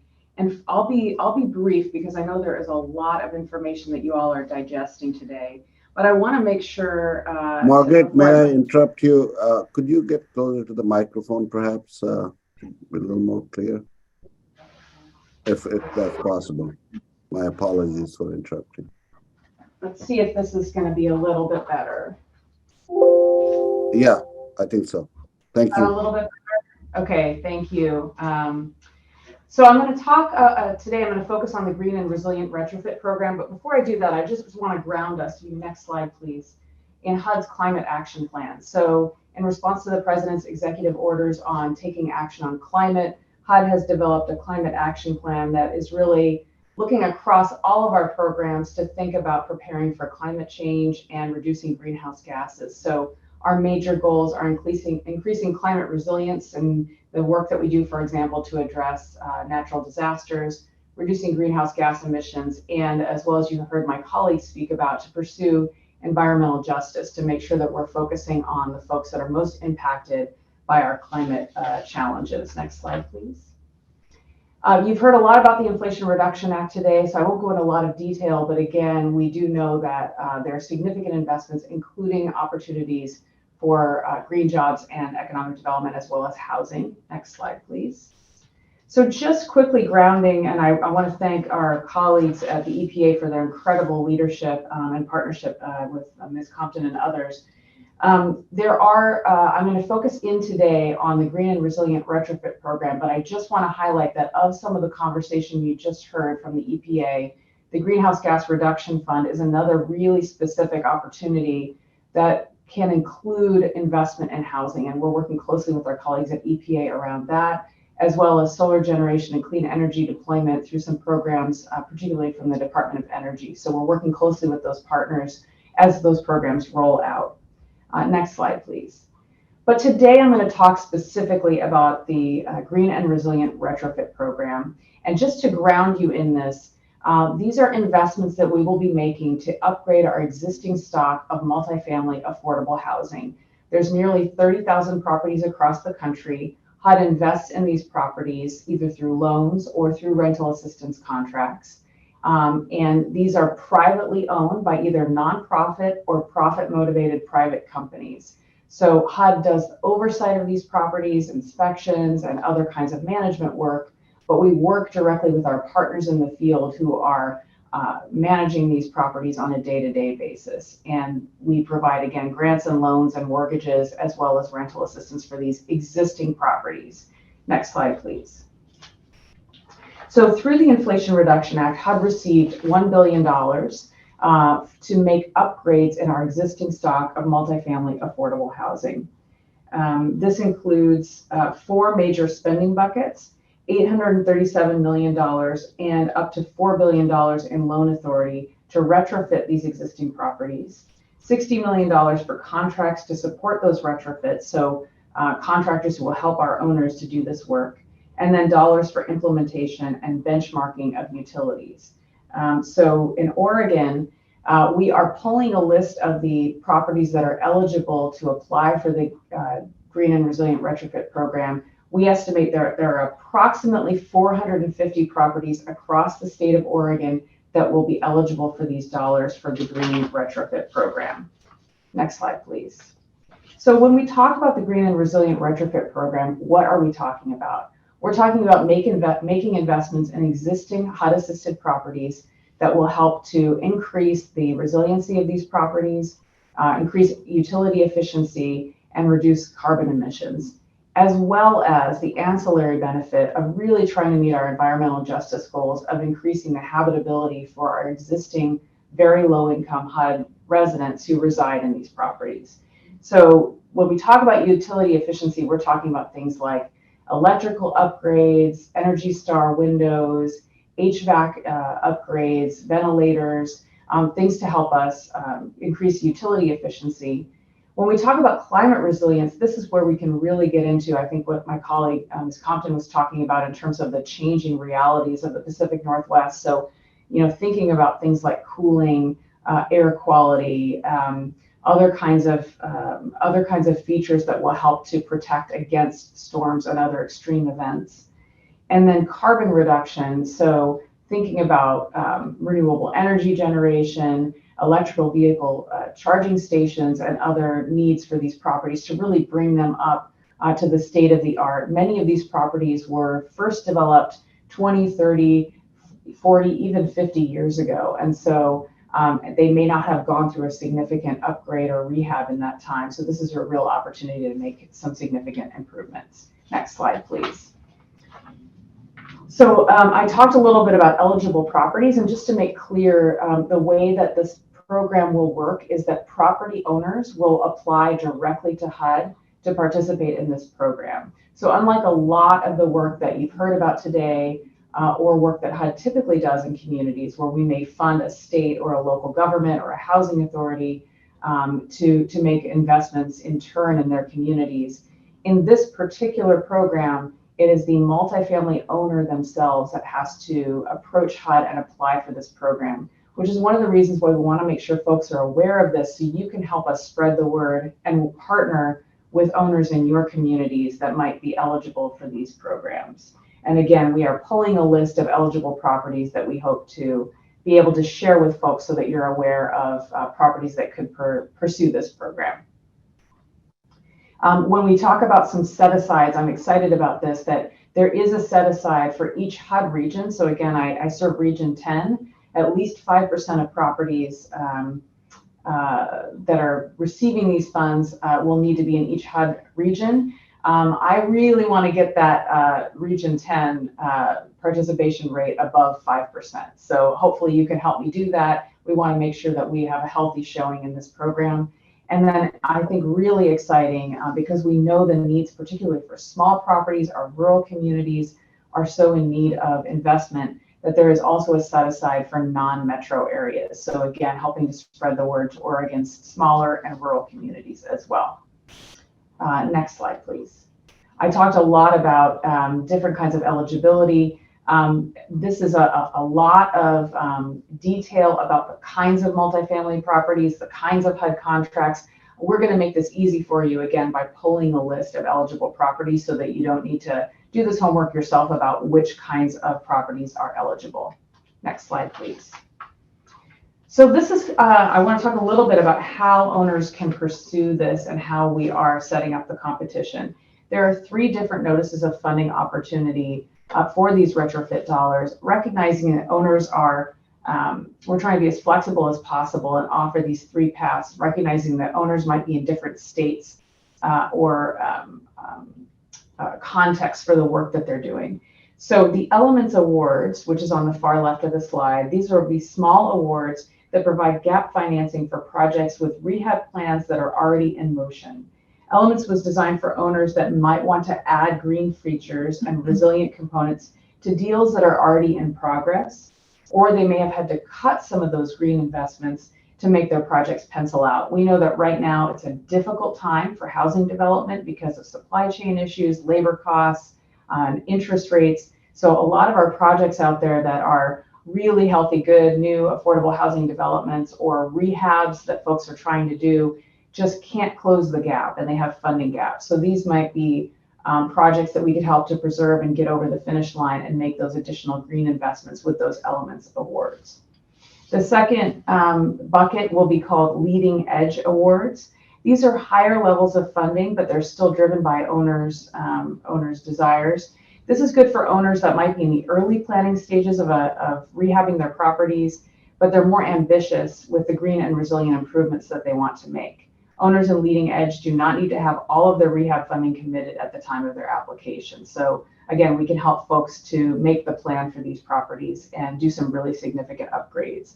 And then the final piece, I think, is a really exciting approach. These are comprehensive awards. These are the higher level of funding. So these are folks who the properties might need significant support through the process. So whereas the Elements Awards and the Leading Edge Awards, those are where we really see that owners are either almost done with their planning or they have really high capacity. They just need some dollars to get over the finish line.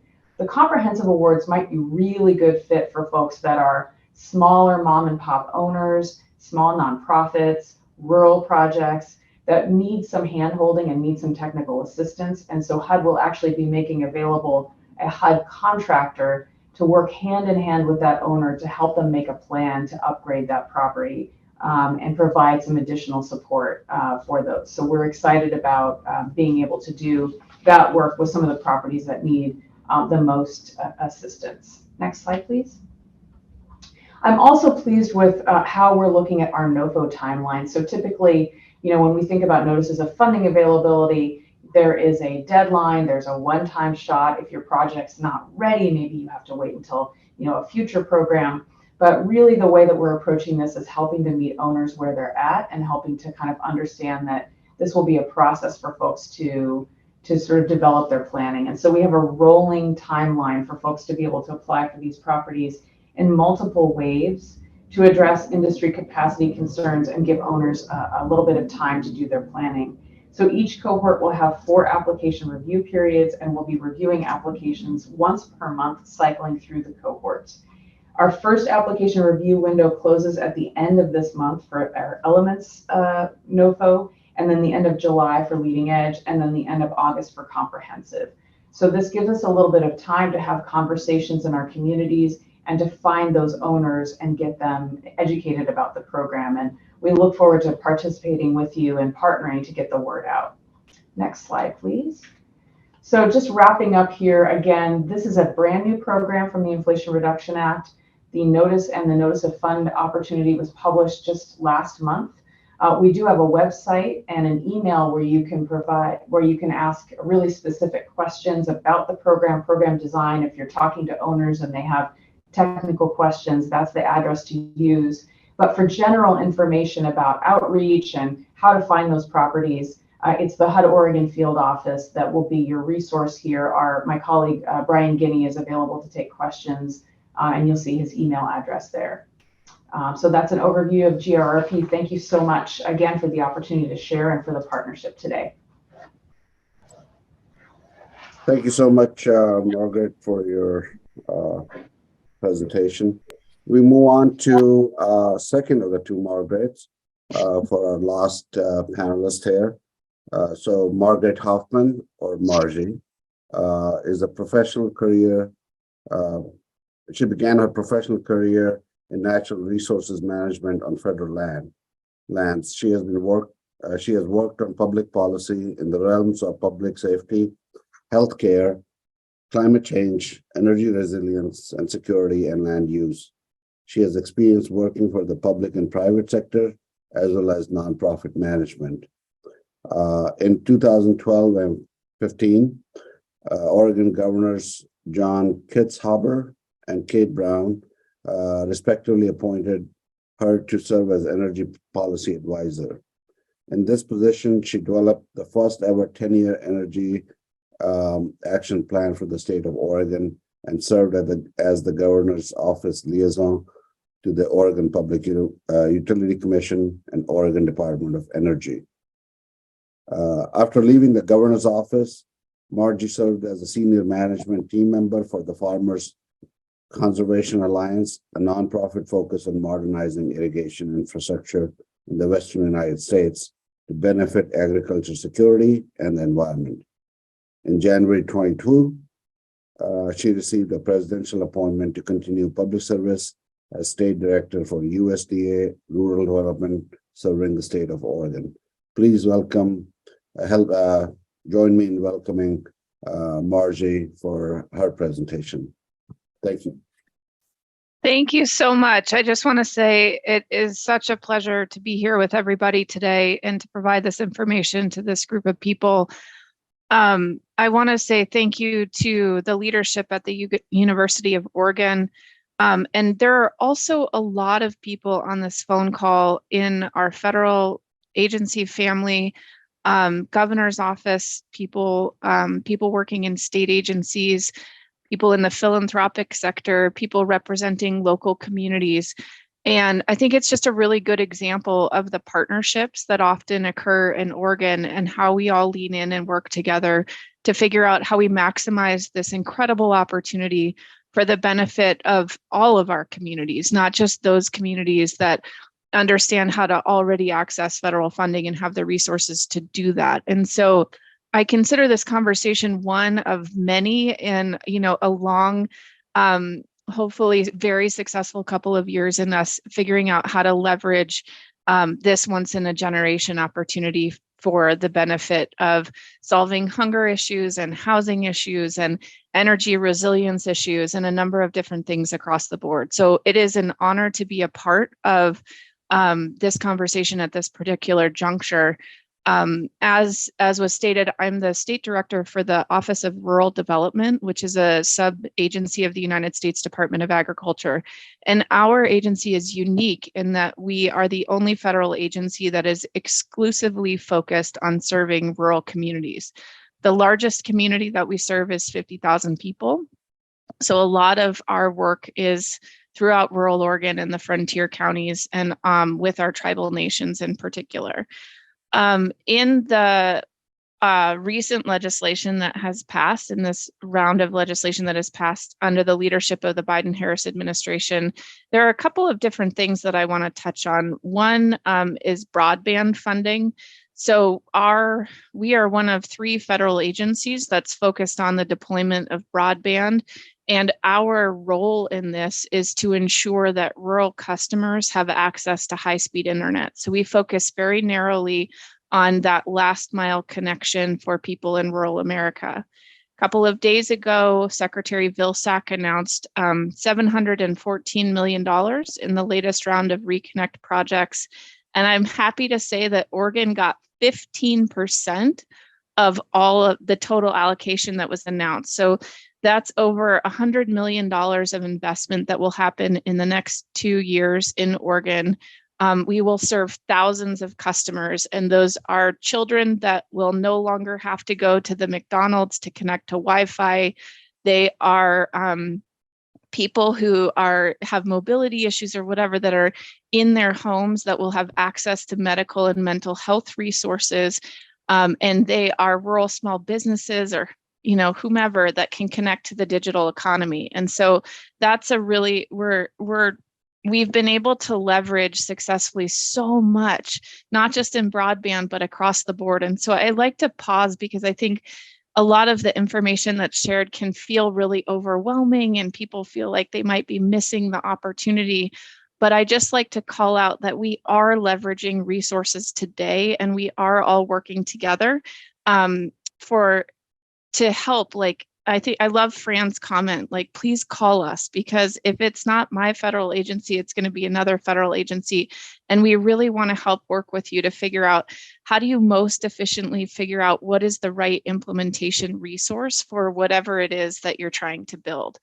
So with that, I'm going to focus today on the programs that were included in the Federal Inflation Reduction Act. So bear with me while I pull up my PowerPoint presentation.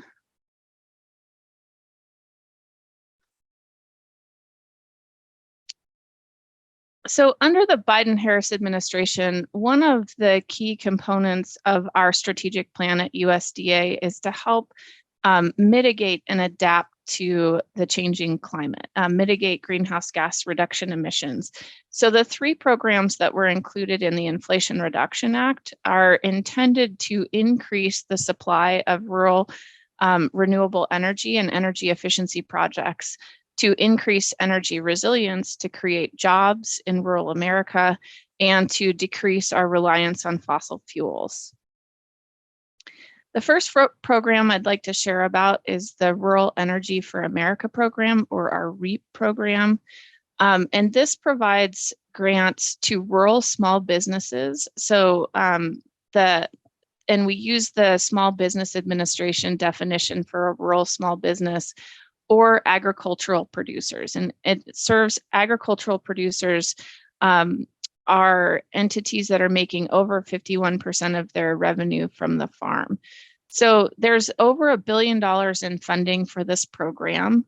It is always open for grant and loan requests, and we can cover through grants up to 50% of the total cost of the project, and through either grant loan combinations or loan guarantees, we can cover up to 75% of the eligible project costs. So this was one big change in the Inflation Reduction Act that makes this program, that helps this program better serve those who are building renewable energy projects. There's also $144 million set aside for underutilized technology. So a lot of the REAP funding to date has gone to fund commercial solar projects on either on-farm or rooftop solar projects, such as there's a production facility in Astoria that's looking at lining their rooftop with solar panels so they can save over $150,000 annually on their energy bills. So for those underutilized technologies, this could look like biodigesters or biomass facilities in conduit hydropower, or other underutilized technologies like that. The maximum grant size is now $500,000 for energy efficiency and $1 million for renewables. And I would say this program is also one that can work really well with the United States Department of Energy's investment tax credit program. So up to the federal share can be up to 50% for energy efficiency projects, zero emission renewable energy systems. And what we mean by that are solar, wind, hydropower, not the biomass, which has some sort of fossil equivalent or some sort of fossil fuel emission associated with the production of the energy. projects designated in energy communities, and projects submitted by tribal entities. So any projects that don't fit into that, any of those categories will be eligible for up to 25% federal share for the project. So REAP is open right now. And because there is so much funding in this program, once we have one round of funding close, we immediately open up the next round of funding. So if you apply during one period and don't get funded during that period, your application will automatically roll over into the next round of funding. So there were also 2 new electric programs included in the Inflation Reduction Act.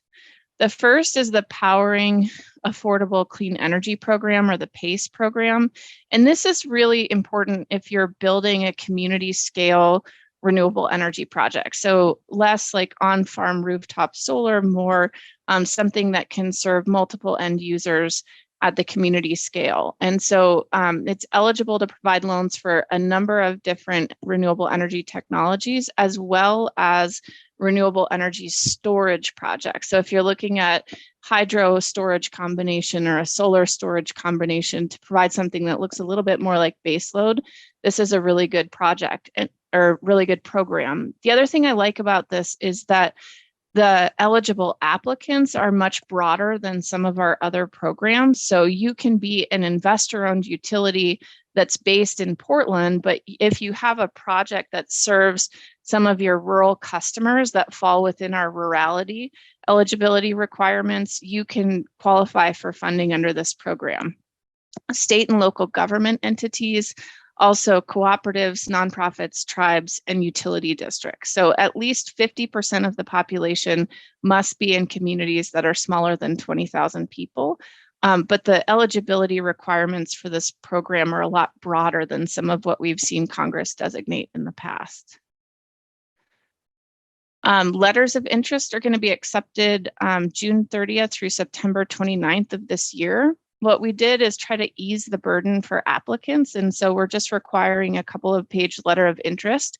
Those will be reviewed by our general field representatives, and then people would be invited to apply for a full project application if the letter of interest is accepted. So loans can be $1 to $100 million, and 20 to 60% of the loan is eligible for forgiveness.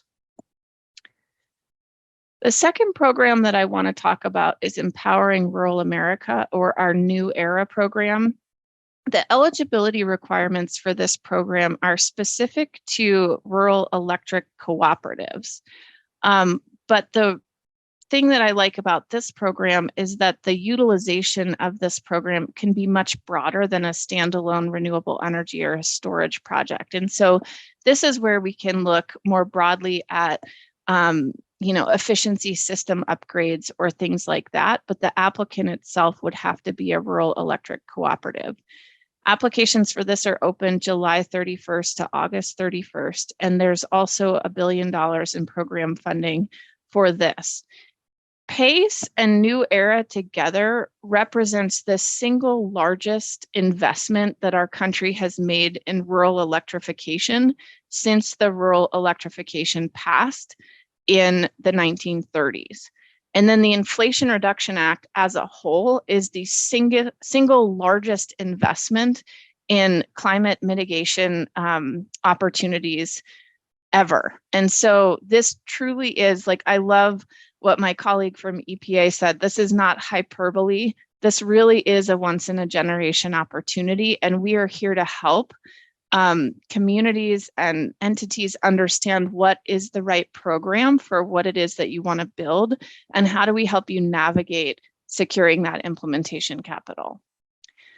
So I will be sharing out the slide deck. There are a number of very technical workshops that are coming up about PACE and New Era in particular. These are also all recorded. So if some of these have, one of these has already passed, 2 of them have actually. And so if you want to go back and review those, we also have those recordings available online, or if you can't make one of them, you can see the recorded workshop online. So here is our contact information for our energy program coordinator. And you can also reach out to me directly. I'm happy to put my email in the chat. And with that, I will stop screen sharing and turn it back over to our moderator. Thank you again. Thank you, Margaret. Would the audience please join me in a virtual applause, and thank you to the fantastic panel. Please continue to ask your questions in the Q&A box. And to keep things on track, I'm going to close this session very quickly with, again, thank you to all of you, and turn it over to Professor Adele Amos.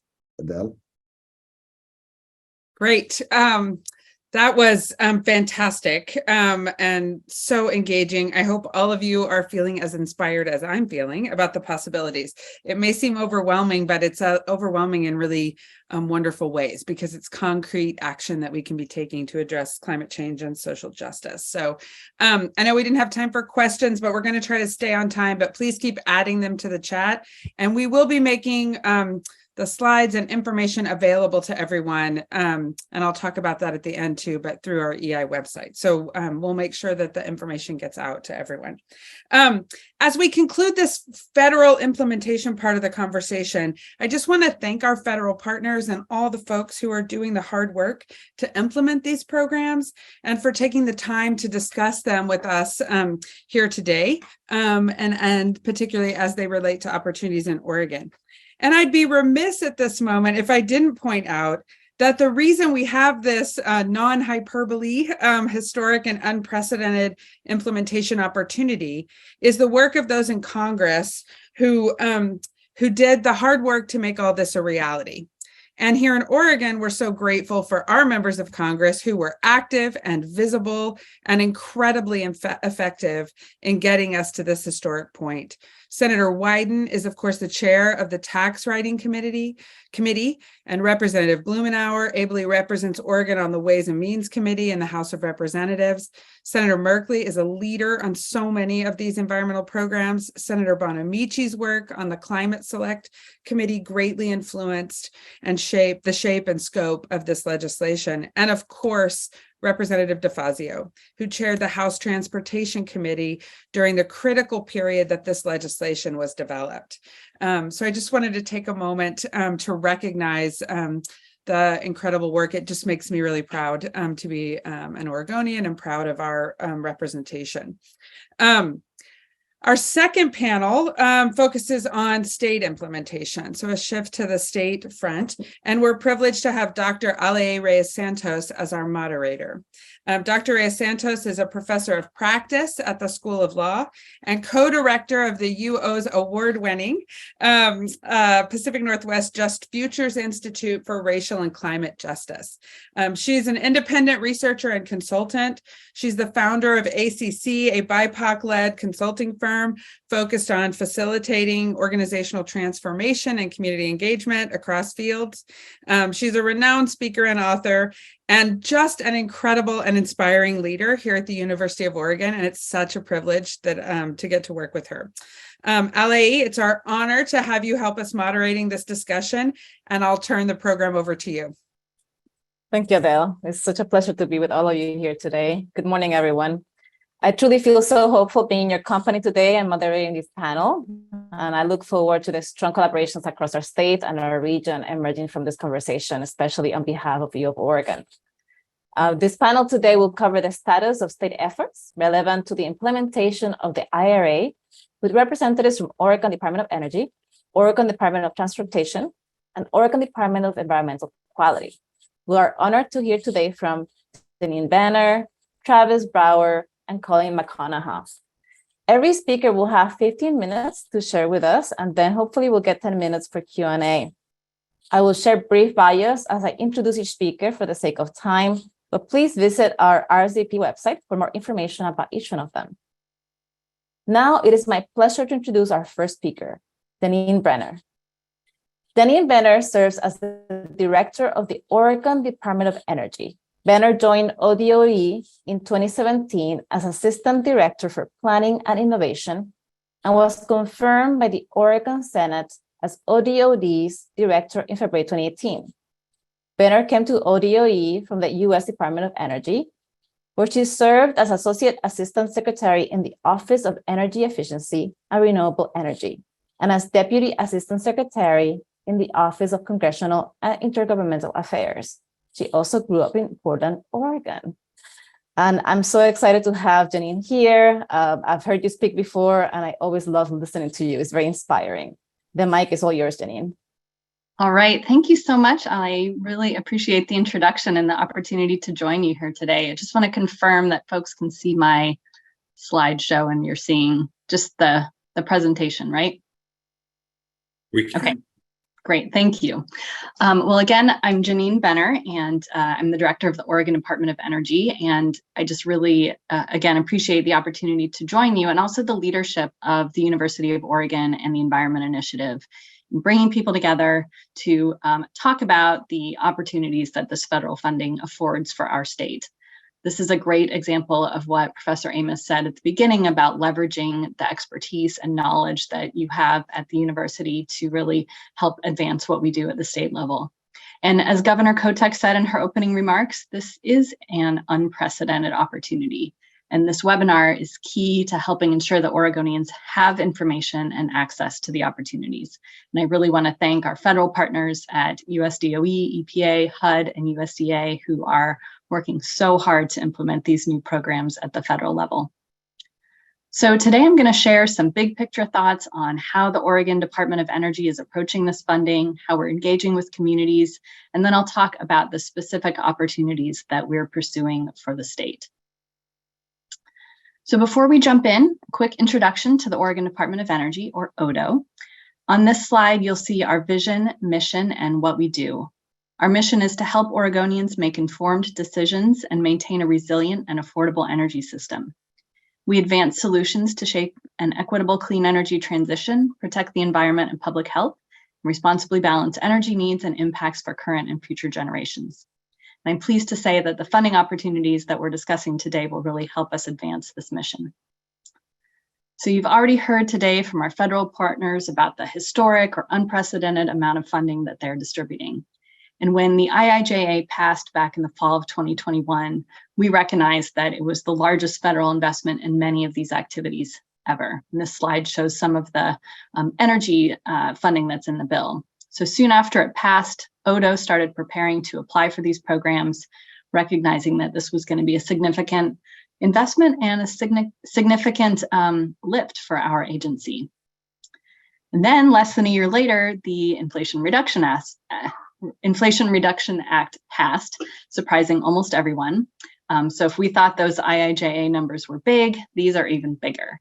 And this slide shows some of the major buckets of investment in this bill, numerous programs across multiple federal agencies. Each of these numbers, starts with a B for billions. So when the bills passed, we knew it was big. And one of our first steps was to reach out to the public and the communities that we work with and that we hope to work with to inform them and to get a sense of what their priorities and needs were and to figure out where there might be opportunities to partner on this funding. So this slide shows a summary of some of the ways that we've connected with communities and stakeholders over the last year. And one takeaway from this engagement is that there are capacity issues for communities and for us. It takes a lot of effort to get and spend this money. I know in the chat, someone mentioned the challenge for a small town with only a few employees having capacity to pursue these opportunities. And we have heard that concern loud and clear from small cities, utilities, tribes, and community-based organizations. So there will be a lot of sideboards on the funding already when it comes to us at the state level from the federal government. You heard some of the priorities from our federal partners earlier. And on this slide is a summary of what we've heard from the Biden-Harris administration. So these priorities will ground us, and you can see they're focused on avoiding waste, buying American, high labor standards, equity, resilience, and climate change and coordination. And while these funds all come with specific guidance from the feds, there are also some areas where at the state level, we do have discretion in terms of which grants we're applying for, and then how we'll spend the money once we get it. So in determining priorities for our work, we looked to ODO's mission, our authorizing statutes, and our strategic plan. And I don't have time to go into all of them, but you'll see a lot here about sustainability, efficiency, equity, and information sharing. And these are pretty consistent with the federal priorities. So finally, building on that federal guidance and the ODO priorities, we used feedback from the public outreach and community engagement that we did to create some guiding principles for specifically how we're approaching federal funding. The themes here are equity, inclusive and clear communication, supporting communities with technical assistance, coordination with other agencies. And finally, as we try to take advantage of the high priority funding opportunities, we also want to ensure quality work that puts every dollar to its best use. I think it was Kat from US EPA who mentioned the Justice 40 initiative. And at ODO, we're really excited about this initiative at the federal level to ensure that at least 40% of the benefit of these federal funds serve disadvantaged communities. So you heard Governor Kotek mention the state's interest in investing in communities that have too often been left behind in past transitions. So Justice 40 is also consistent with the way that Oregon has designed incentive programs in recent years. And it's consistent with ODO's efforts to ensure that the clean energy transition is equitable. In fact, I'm proud to share, I just learned that the Oregon Solar and Storage Rebate Program at the state has distributed 42% of its funds to low and moderate income Oregonians. So we were already Justice 40 compliant potentially with that program. A challenge for states and communities in implementing this initiative is how to determine whether a community is disadvantaged.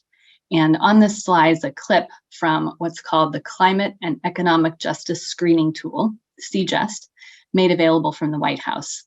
The areas shaded in gray on this map are census tracts identified as disadvantaged communities by this tool. And the federal agencies are still working on the tool and still working on guidance for how to use it, but it's what they're currently expecting us to use to demonstrate compliance with Justice 40.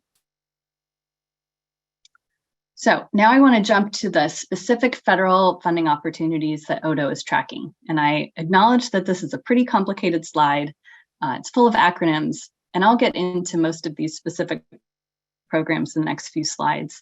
But the takeaway from this one is that there's a lot happening just within the energy space, just within the programs that my agency is applying for, and that each of these opportunities is moving on a different time frame. And I also want to highlight that the state has to apply for each of these opportunities. So some are formula and some are competitive, but all of them involve extensive applications. Another takeaway is that these funds are moving relatively slowly. A lot of people are saying, okay, those bills passed a while ago, where's my money?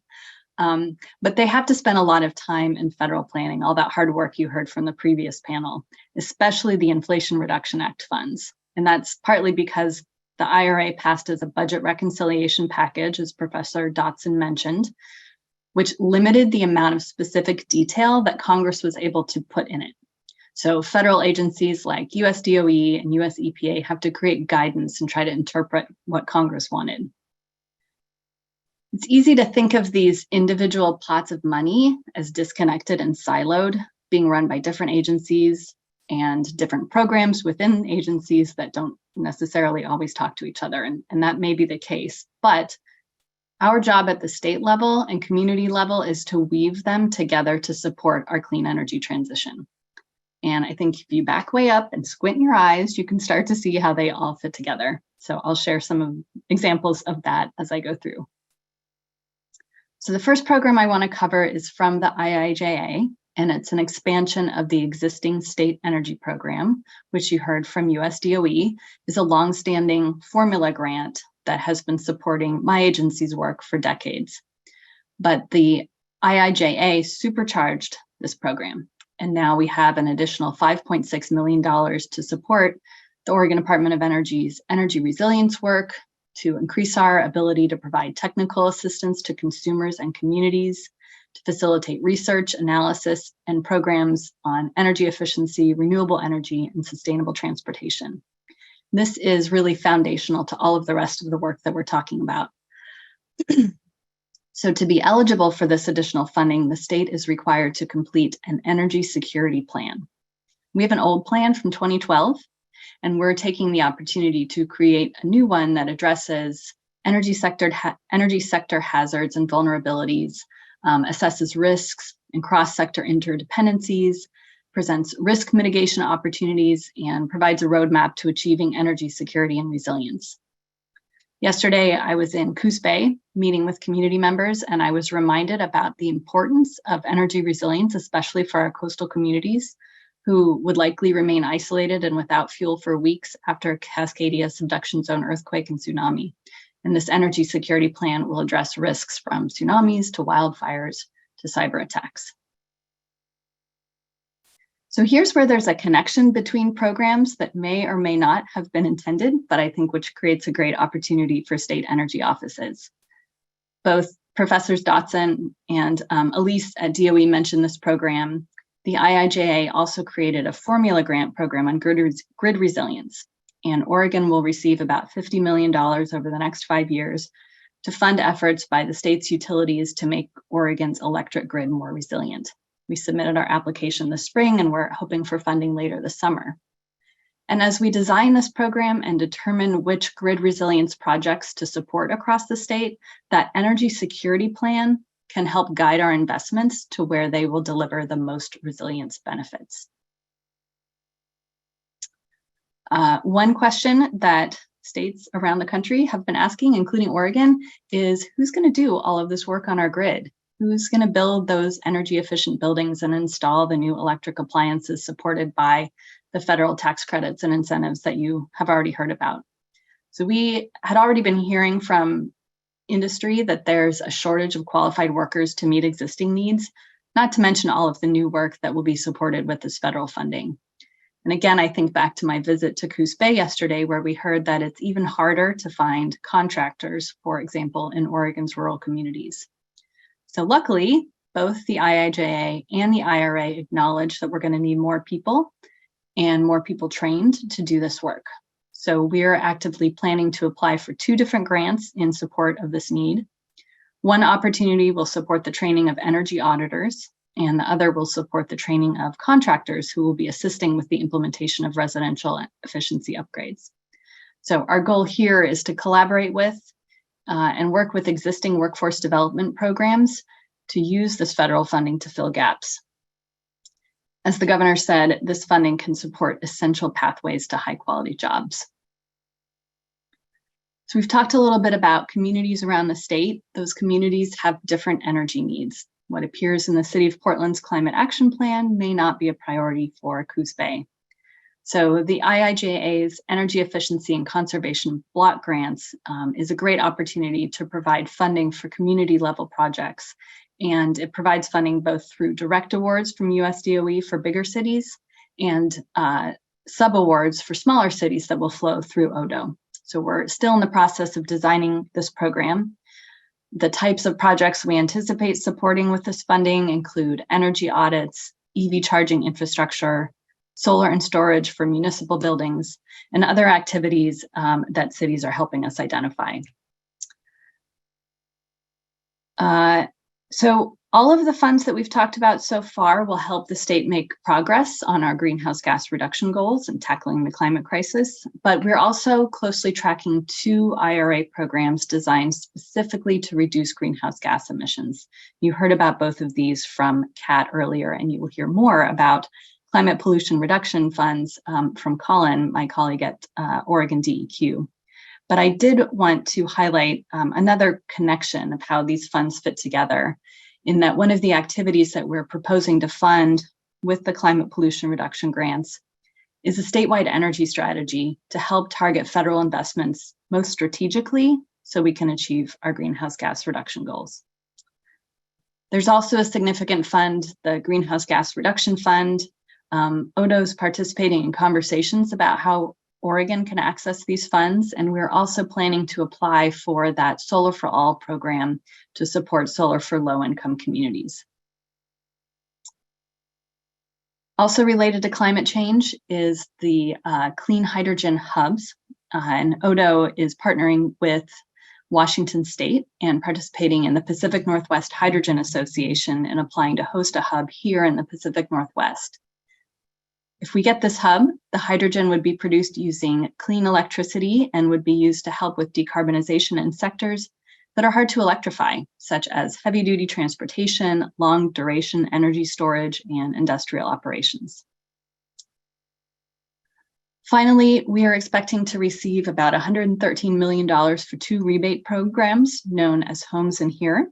And you heard about these from USDOE earlier, so I will jump right to my next slide, which highlights what I think is going to be both the biggest opportunity and the biggest challenge with these rebate programs in Oregon.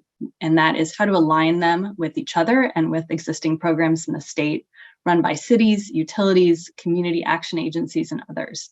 So we're working closely with Oregon Housing and Community Services, Energy Trust of Oregon, and others in the weatherization and energy efficiency space to make sure the new programs build on and complement existing programs.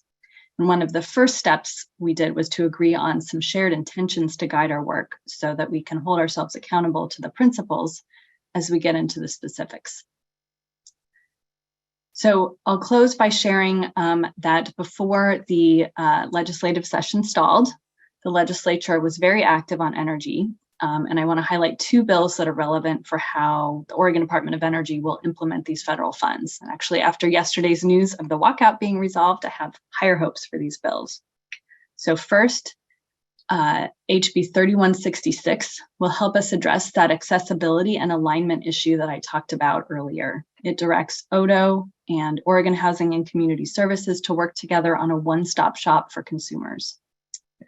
The second bill is an ODO agency bill, and it's a companion to our budget request. It would create a new position at ODO called a community navigator to help connect federal and state funds with communities that need the resources the most and who may not have the staff and capacity to seek out and apply for the funding. So if you want to learn more and keep up with everything that's happening on federal funding in the energy and climate space, I'd encourage you to check out our website. We have a page dedicated to these federal programs. It includes a brief summary of the opportunities that ODO is actively working on. Our blog has periodic features on the programs. And then we also have links to resources from our federal partners. There's also a Q&A portal. So if you have a specific question or would like to request a letter of support for a project that you are applying for from the state, you can do that through our website. And finally, I will end with something I'm really excited about, which is a tracker that we're about to publish on our website. It will include all of the energy and climate related programs, not just that the state is eligible for, but are also available for local governments, tribes, utilities, nonprofits, and schools. There are over 100 on this list.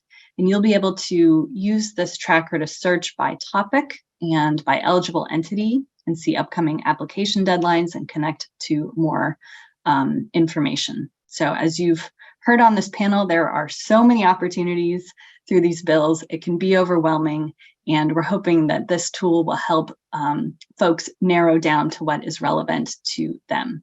So look for that up on our website next week. And with that, I will turn it back over to Ali, and happy to answer any questions. Thank you so much, Janine. As you'll see, there's plenty of work for all of us to do. I think the next few years will be busy for everyone. Well, now, thank you so much for that, Janine. It's my pleasure to introduce Travis Brower, who serves as Assistant Director for Revenue, Finance, and Compliance at Oregon Department of Transportation. In this role, he oversees all of ODOT's financial and revenue functions, including the DMV, Commerce and Compliance Division, and Finance and Budget Division. And Brower graduated from Willamette University in 1999 with a degree in politics. It's a pleasure to meet you. Thank you for being here with us. Great, and thank you for the opportunity to present. It is excellent to be talking about the federal opportunities that have been put before us and all that Oregon will be able to accomplish thanks to these historic federal investments. I am going to spend my time today talking about the Infrastructure Investment and Jobs Act rather than anything really about the Inflation Reduction Act, because the Inflation Reduction Act has some very important provisions around electrifying transportation that focus on shifting the automobile fleet toward electric vehicles. But that is money that is really, direct tax credits and whatnot that go through consumers and those buying vehicles. I'm going to talk about the area of the IIJA that is primarily the money that flows directly through the states and to the transit districts of Oregon, and money that is getting out the door to help build a more sustainable transportation system and do other work that is important for advancing equity and preserving the transportation system in particular. So you've heard a little bit about this already. IIJA, we are talking about $1 trillion for infrastructure.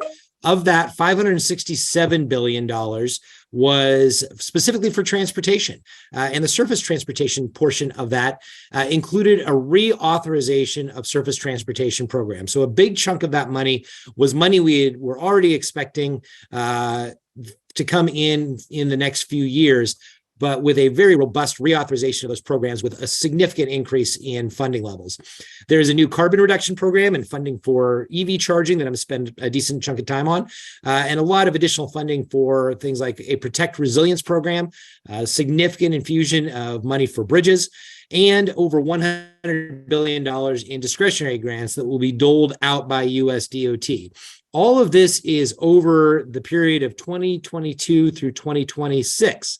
And that sounds like a long time, but in the transportation world, we have to get all of this money out obligated to specific projects by the end of the federal fiscal year. And with the general lead time on most projects of 2 to 4 years, we really are in the thick of actually getting down to designing and delivering projects. So most of the funding that has come from the IIJA, in fact, all of the funding that is flowing through ODOT has already been through a allocation process and is now going out in programs to select those projects and begin designing and delivering them. So I'm going to walk you through some of the highlights of that money that came to Oregon. So at the highest level, the transportation formula funds that flow to Oregon are in two areas. One is for highways and special programs, and the other is public transportation. In highways and special programs, which includes the new carbon reduction and electric vehicle charging programs, we received $1 billion in additional funding over 5 years, a 38% increase over our base federal funding that was already sort of assumed as part of the federal surface transportation program. On the public transportation side, it was about $250 million in additional funding over 5 years, a 44% increase. So you can see those were very significant increases and really historic in the sense that for the last couple of decades, federal transportation funding has been fairly flat and has not been really increasing over time. Now, I want to put that in perspective, though. When we look at how much is coming in from the Infrastructure Investment and Jobs Act in the additional federal formula funding, and we compare it to HB 2017, the major investment package that was passed by the legislature in 2017, you can see that HB 2017 actually provides about 2.5 times as much on an annual basis as the IIJA. So while it's really exciting to get this infusion of federal resources, the legislative investment that was made 6 years ago was even more significant, just to put that in perspective of the relative size of these investments. Now, when the federal money flows into Oregon, it comes in a wide variety of programs. And so we broke this down for the Oregon Transportation Commission as they were beginning their work. This is showing you how the money flows into Oregon. Of the money coming in, about a quarter went into sustainable transportation, things like EV charging, carbon reduction, active transportation, and transit. About a quarter of the money goes into preserving the transportation system through the bridge and resilience programs. And then the remaining money was primarily for safety and local government programs. A third of the money was what we call flexible highway funding that can be used for a variety of purposes. Everything from paving roads and bridges, building interchanges, all the way to public transportation and active transportation. So this was the money that the Oregon Transportation Commission was able to allocate across a wide variety of programs. So I'm going to walk you through both some of the direct allocations that came from Congress and how the Oregon Transportation Commission used that flexible highway funding to further the goals of the state, including building a more sustainable transportation system, addressing the equity impacts that we have across transportation modes, providing additional transportation options, and preserving the transportation system and making it more safe for all users. One of the most exciting things that was included in this legislation was the additional money for electric vehicle charging, which is really the first time that the federal government had provided any significant resources for EV charging. Now, we in Oregon have been involved in developing charging networks for the last decade. This is actually a picture of our West Coast Electric Highway, which we built using federal funds about a decade ago, that really jump-started the effort to electrify Oregon's transportation system by connecting many of our major corridors. The IIJA provided $52 million for the state in formula funding that expands availability of electric vehicle charging stations on major corridors. So I-5, I-84, US 101, US 97, those major corridors that connect major cities and urban areas to the rural areas of the state as well. And we are in the process right now of developing an RFP and actually getting partners on board, as these stations will be owned and operated by private sector partners, and ODOT will be facilitating that and helping determine where those stations are located. So that process will be taking place over the course of really the next 6 months as we get that work underway. The Oregon Transportation Commission viewed this work as so important and so core to what the agency is trying to achieve through transportation electrification that they supplemented it to provide $100 million in total funding for transportation electrification. So they will supplement the federal money focused on major corridors with some additional money that is focused on community charging, really trying to make sure that we can supplement the fast charge stations out there on our highways with those level 2 stations in our communities, whether that's at multifamily housing or city centers or other parts of the state that may not have good access to those level 2 chargers that are so important for people to be able to charge their vehicles partway throughout the day. There is also billions of dollars in competitive grants for electric vehicle charging, and we are currently applying for 3 grants, one of which at least is in partnership with the other West Coast states, focused on electrifying I-5 for heavy vehicles. We know that heavy vehicles, heavy trucks are a source of significant amounts of carbon pollution, as well as a lot of diesel emissions. And so we're working to make sure that we can start moving heavy trucks toward electrification. We're also applying for federal funding for community charging to be able to do those neighborhood charging applications at multifamily housing, city centers, and other areas. So hoping to get federal money to do that work as well. There's a new carbon reduction program that was created that will provide Oregon a total of $82 million over the course of the 5 years. That funding is split by statute between the large urban areas of Portland, Salem, and Eugene, who get to select projects through their metropolitan planning organizations to supplement other funds they receive, like the CMAQ program. There's also about 1/3 of the money that goes to small urban and rural areas. So basically any area under 200,000.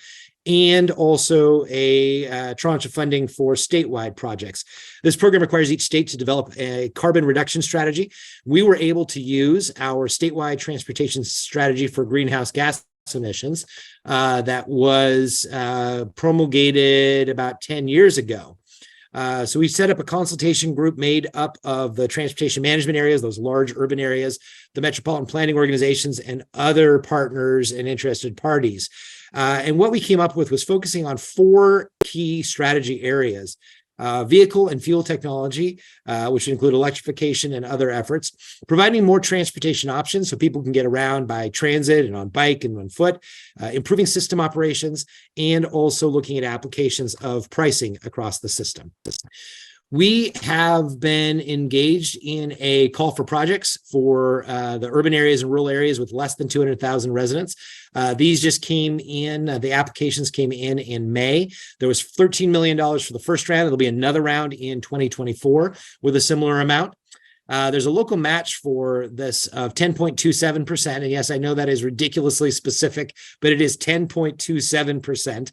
The criteria for this was really focused on climate benefits, but there was also additional focus on local support engagement, equity, and opportunities and innovation and project readiness. So this is going to be an exciting opportunity. You'll see these projects announced later this year, and there'll be another opportunity moving forward to select additional projects under this carbon reduction program.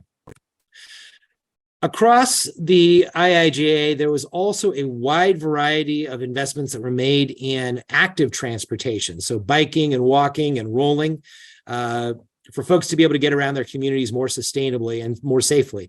This included both some direct funding that was allocated specifically in statute, as well as a big chunk of that flexible highway funding that came to the Oregon Transportation Commission was allocated to these programs. So this is everything from community paths, those off-road trails that are created in urban and rural communities to help people get around without having to go out, take their bike or walk along the road.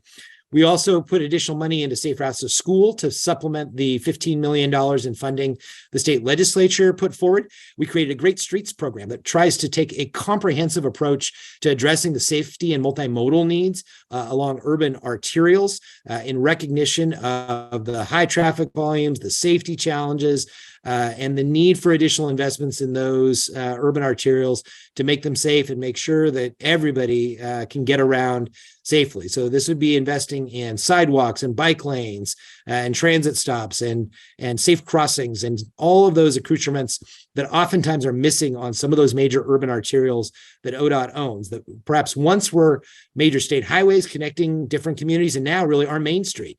We need to do a better job of managing those to make sure that they're treated as not just focused on throughput, but really getting people to their community amenities and helping them get there safely.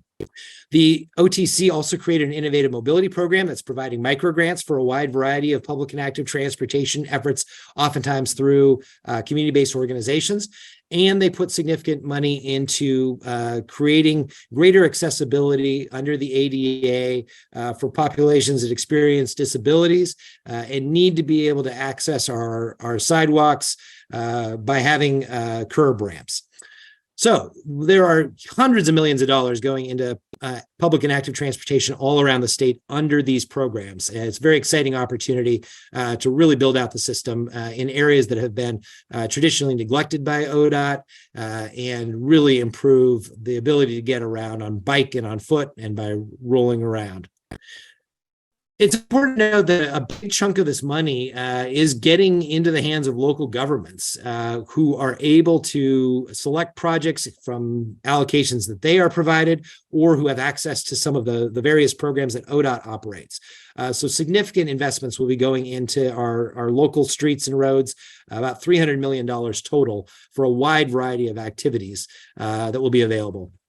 There are also is some more traditional road funding type areas. Most of this is going into efforts to preserve the transportation system and make it safer. There's nearly $300 million in additional investment for bridges on state highways and local roads to repair and replace our aging bridges. The majority of Oregon's state highway bridges are over 50 years old and really at the end of their lifespan. But with current levels of funding, we're replacing about 3 per year. Since we have 2,700 bridges on the state highway system, we're currently on a 900-year replacement cycle. And we did not build our bridges strong enough to last for 900 years. So we have a reckoning that's going to be coming when it comes to keeping our bridges in a state of good repair. There's also a significant infusion of money for safety. We have an all roads transportation safety program that is focused on reducing fatalities and serious injuries on both state highways and local roads for all users, whether they're driving or riding a bike or walking or taking public transportation.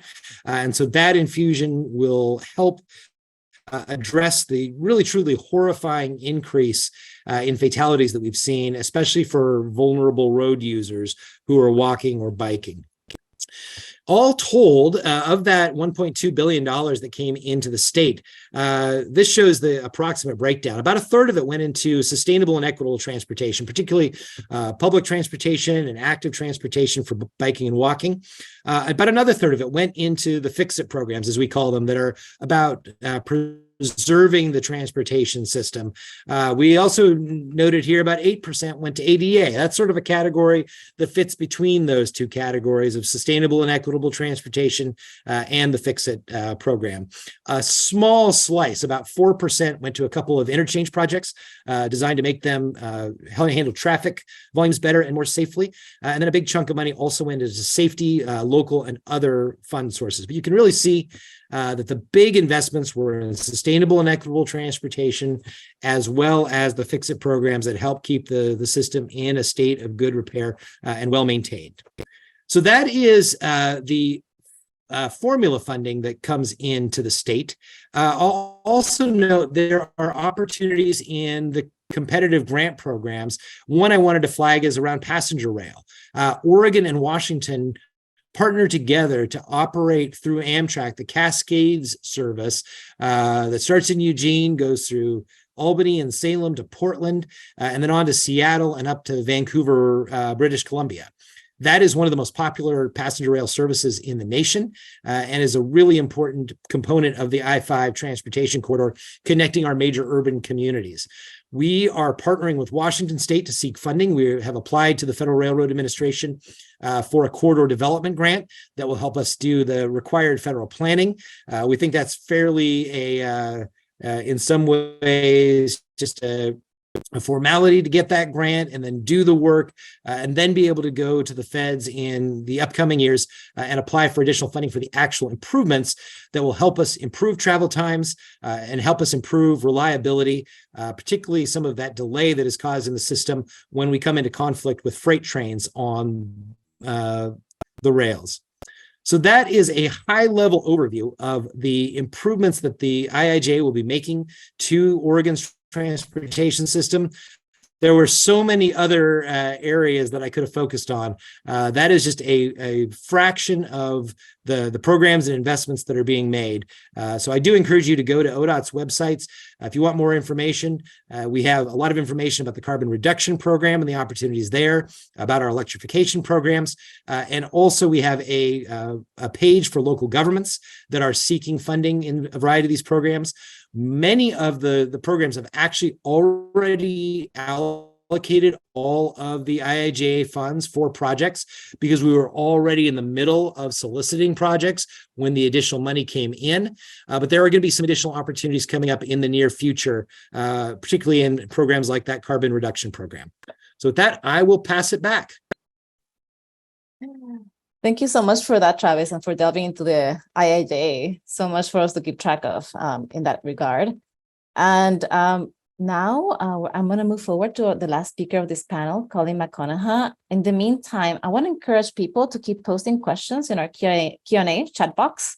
There are people already answering, and just looking at time. I think it's good to get our conversation going in the chat box as well and receiving those answers as we go along. And it is my pleasure to introduce Colleen McConaughey, who manages the Office of Climate Programs at Oregon Department of Environmental Quality. The scope of the office includes Oregon's Greenhouse Gas Reporting Program, Clean Fuels Program, and the Climate Protection Program.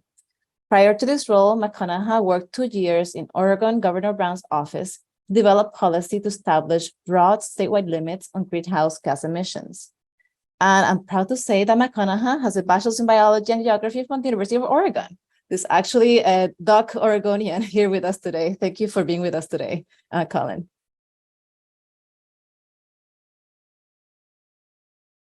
Great, thank you. I'm just working to share my screen there. Can you see my screen? Not yet. Not yet. Okay.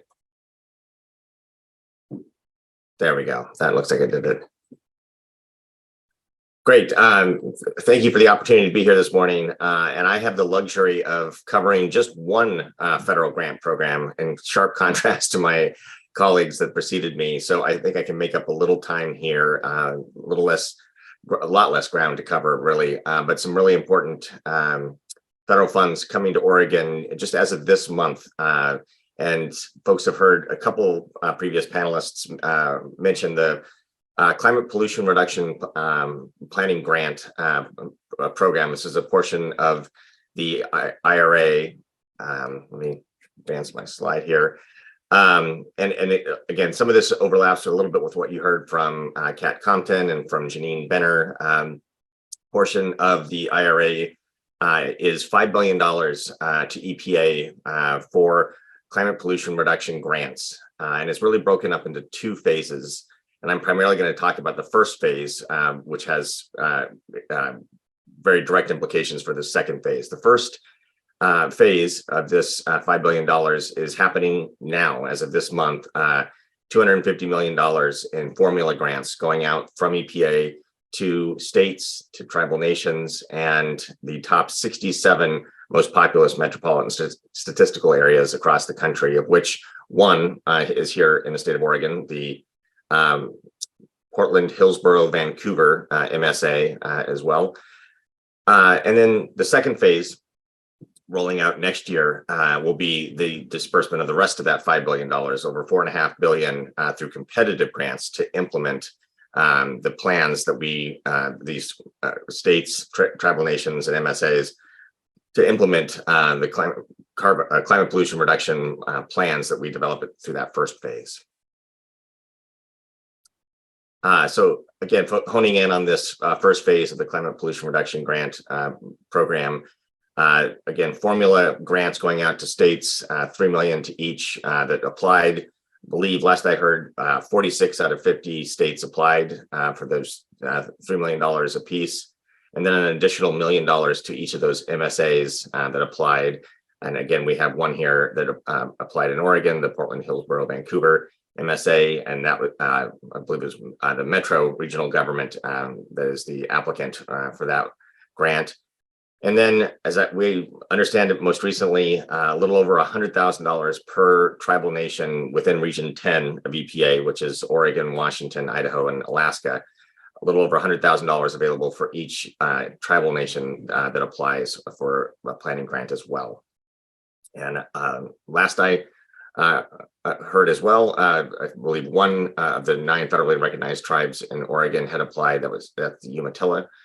But that may have changed. I think the deadline for application was just yesterday, and my information is about a week old. So that's the funding for CPRG planning as it applies here in the state of Oregon and other states as well, for the most part. So diving into what these planning funds go toward, it's primarily 2 deliverables, although there is a third later on. The first is a priority climate action plan due to EPA by March of next year.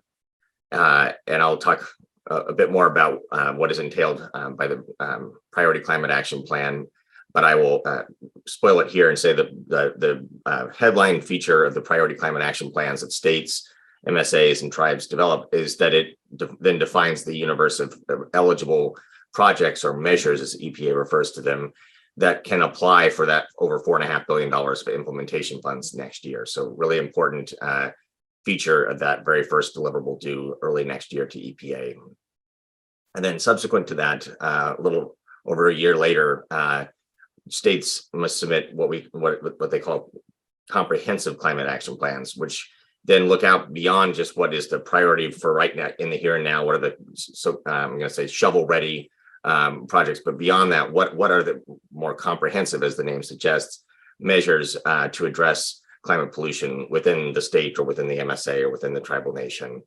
And then finally, a couple of years after that, EPA is requesting that states report out on the status of implementation, both of those planning grants that went out to fund the measures in the priority climate action plan, as well as the status of identifying and, if applicable, hopefully it is, the implementation of additional measures to address what was identified in that comprehensive climate action plan. So these are the 3 deliverables that the state is now on the hook for, having applied for that $3 million planning grant and to deliver out over the next 4 years rather.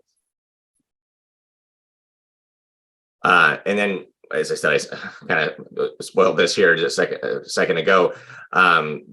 Other key dates, as we understand them most recently from EPA, are also happening early next year, around the end of Q1 of 2024. We understand EPA plans to do a one-time solicitation for applications for implementation grants, and that application period is planned, at least last we heard, to be sometime around the month of March. So you'll note that really coincides with the deadline for the Priority Climate Action Plan. I'll talk a little bit more about our plans to address that here in a moment. But just want to really emphasize for folks how important that brief window of time is there for states, and not just state agencies like mine, but entities within states that are implicated in the Priority Climate Action Plan. So that could be, we believe, entities like transit districts, school districts, ports, if applicable, if those are the entities that are implicated in measures identified in the Priority Climate Action Plans. That is that brief window for those entities to submit applications and to compete for that $4.6 billion in climate pollution reduction grant implementation funds. Then I mentioned this second important deliverable that EPA identifies for states to deliver in the summer or fall of 2025. That being the excuse me, I have another slide that looks very much like this. Jumping ahead, excuse me. The Comprehensive Climate Action Plan. The title is wrong on this slide. Includes four main components. And I heard Janine mention one piece of this, very important piece of our Comprehensive Climate Action Plan. Sorry, my slides are out of order. My apologies, folks. The Priority Climate Action Plan has four main components. The first is a greenhouse gas inventory for the state or for the MSA or for the tribal nation. And I'll talk about that in just a moment. But we here in Oregon, we are well situated to deliver a greenhouse gas inventory to EPA, as we've already produced those each year. And then second is to deliver on quantified greenhouse gas reduction measures, meaning these are measures that we can submit to EPA for which we can quantify the magnitude of greenhouse gas emission reductions. And that, again, I mentioned measures being those actions that we can apply for implementation funds. And then we need to crosswalk those measures with their implications for low-income and disadvantaged communities. What are not just the greenhouse gas emission reductions of measures in our plan, but they're also the co-benefits and also applicability or availability, accessibility for the low-income and disadvantaged communities in the state. So each measure we think needs to be identified, not just for the greenhouse gas emission reductions, but again, how readily available those measures are for our low-income and disadvantaged communities and the co-benefits that they offer. And then a fourth, and we think critical piece that we need to identify is the authority to implement the measure. So it can't just be, we think, an aspiration, we'd like to do this, but actually the ability for the applicable entity, whether that's a state agency like mine or other entities like I mentioned a moment ago, the ability to actually implement. If we receive those funds, can we actually deliver them and invest them in the measure as identified? So that is that first deliverable, the Priority Climate Action Plan, and the components that the EPA has identified for applicants to include in that deliverable. I mentioned a moment ago the first piece that we've seen a lot of states focused on spending some of the $3 million grants on contracting for development of statewide greenhouse gas inventories. That's primarily because a lot of states don't already produce those. The state of Oregon, we do. My agency, Department of Environmental Quality, actually produces two very distinctive greenhouse gas inventories, very distinct ways of looking at Oregon's greenhouse gas footprint. The first is a more traditional, what we call sector-based greenhouse gas inventory, which is primarily what are the greenhouse gas emissions occurring within the four corners of the state of Oregon. And what we see there is, like most states and like nationally, the largest sector of emissions is transportation. The next being electricity usage across the state, and the runner-up, the third, is primarily natural gas used in space and water heating and buildings and industrial applications. And again, that's a more traditional greenhouse gas inventory that some states produce, and that others are now underway or contracting to develop. Another inventory, a way of looking at Oregon's greenhouse gas emissions that we plan to leverage as part of this program, is our consumption-based inventory. This is a way of looking at Oregonians' consumption patterns of the goods and the services that we consume each year, and the global greenhouse gas footprint associated with the usage of those goods and services. And what we see there is a very different sectoral breakdown, although I will note that the largest sector there, again, at the bottom on the right-hand graph, is the use, the production, use, and disposal of vehicles, and the primary part of that being the usage, the fuels go into operating those vehicles as well. So again, in Oregon, transportation featuring prominently in our greenhouse gas footprint, and correspondingly expect that to feature prominently in what we submit as part of our plan. Okay, so I mentioned the timeline earlier that EPA sets out for states, and in particular, noting the March 2024 deadline for the priority climate action plans, but also our understanding that March of 2024 is when EPA plans to open up a one-time, relatively brief window for applications on measures identified in states' priority climate action plans. And as a consequence, we're hoping to hold ourselves to an even more aggressive timeline, where we get a draft of our priority climate action plan out near the end of this year, and then publish early next year, wanting to have at least a brief window of a couple months, hopefully, for between when we have established what are the eligible measures to apply for those implementation grants, and that application period, so that all those entities that I mentioned, and probably other types as well, have some time to understand whether they're implicated and identified in the state plan, and how to pull together a competitive application to submit to EPA. And I'll say that we plan to start this summer and fall in developing our priority climate action plan. We think we have a great starting place with existing climate plans, some of which were mentioned earlier from Janine and from Travis. One being the recent report from the Global Warming Commission on charting a roadmap to hitting deep carbon reductions by 2030, and then to build upon that, start with those measures, at least those that apply for federal, that have any kind of nexus with funding from the federal government, and then engage with a variety, hopefully many different entities across the state of Oregon, local governments, community organizations, tribal nations, to identify additional measures to include in our plan. And then want to note that the importance also to stay aligned and coordinated with metro regional government, so that the state's priority climate action plan dovetails and fits nicely with the metropolitan priority climate action plan that they are producing. Okay, this is the slide I thought we were on earlier. And you can see this visual similarity, which is this is now describing that second deliverable that is due sometime in the middle of 2025, and that is states' comprehensive climate action plans. And I'll cover this real quickly here because I know we're past time. But Janine Benner mentioned the first component. We've broken this into 4 components. This is not as prescribed by EPA, but something the way that Oregon has chosen to pursue this second deliverable.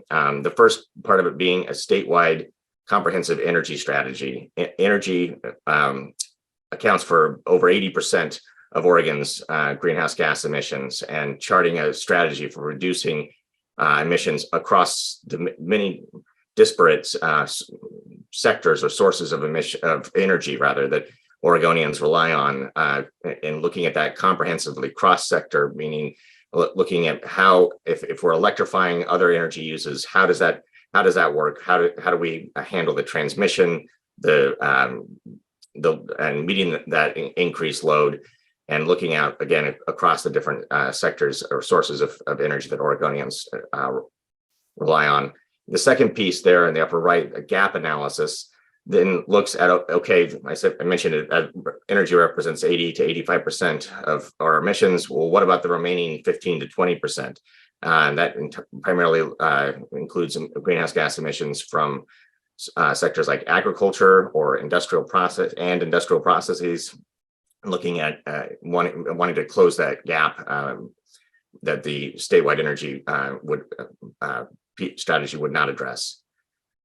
And then going down to the lower right, also then including an inventory of opportunities within Oregon's natural and working lands to produce an inventory of both what those emissions and sinks are presently and opportunities to build upon those sinks and reduce those emissions from Oregon's natural and working lands.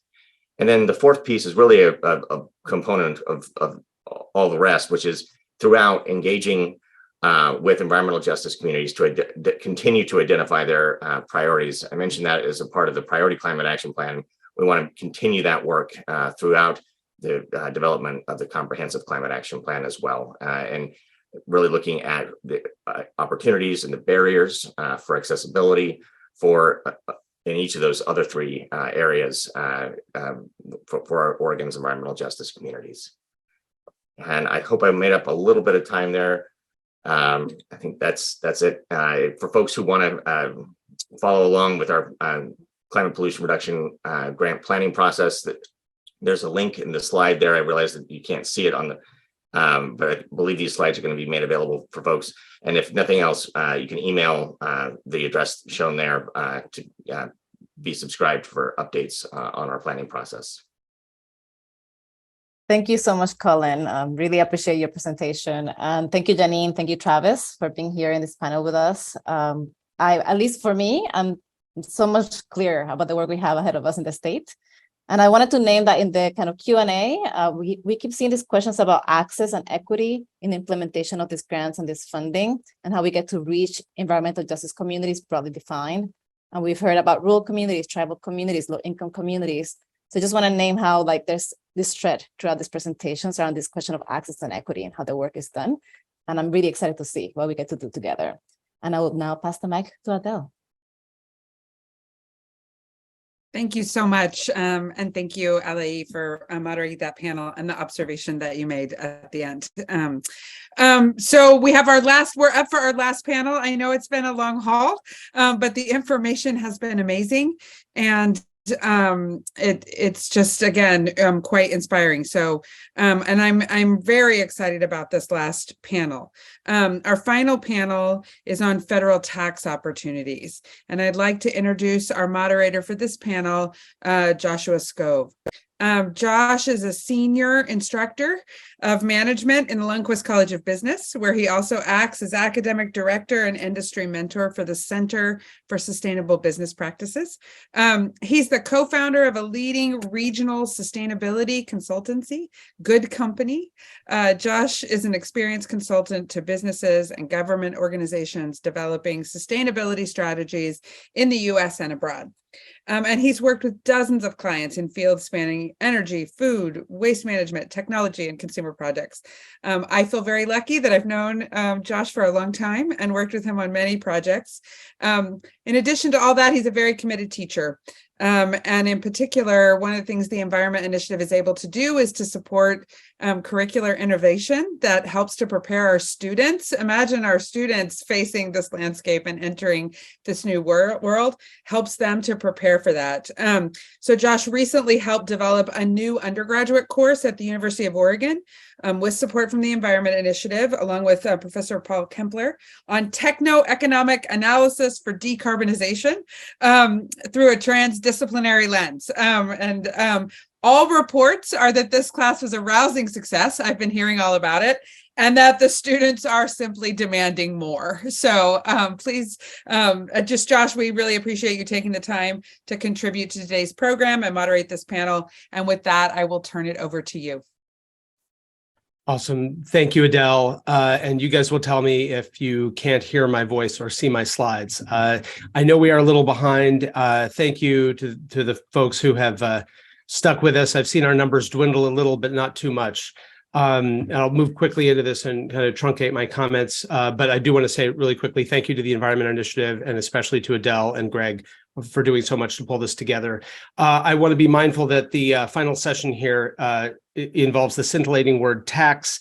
I'll just mention very quickly that my high school physics teacher many years ago opened the first class by saying, this course in physics may have limited relevance and only applies to those of you who are governed by the laws of physics. If you're not sure if that applies to you, stick around to find out. So I will say the same thing about tax. I think especially private sector folks know that tax applies to them, but one of the big themes that you've already heard mentioned in the form of the words direct pay is that a lot of tax implications can flow through the public sector as well. So this is much more broadly relevant than it may originally seem. Like the previous moderator, in the interest of time, I won't read the detailed bios that you can hear about our two fantastic speakers we have here in a moment that you can see on the webinar website, but I will quickly say Michael Such from Stoll Reeves is involved in a lot of utility scale energy work.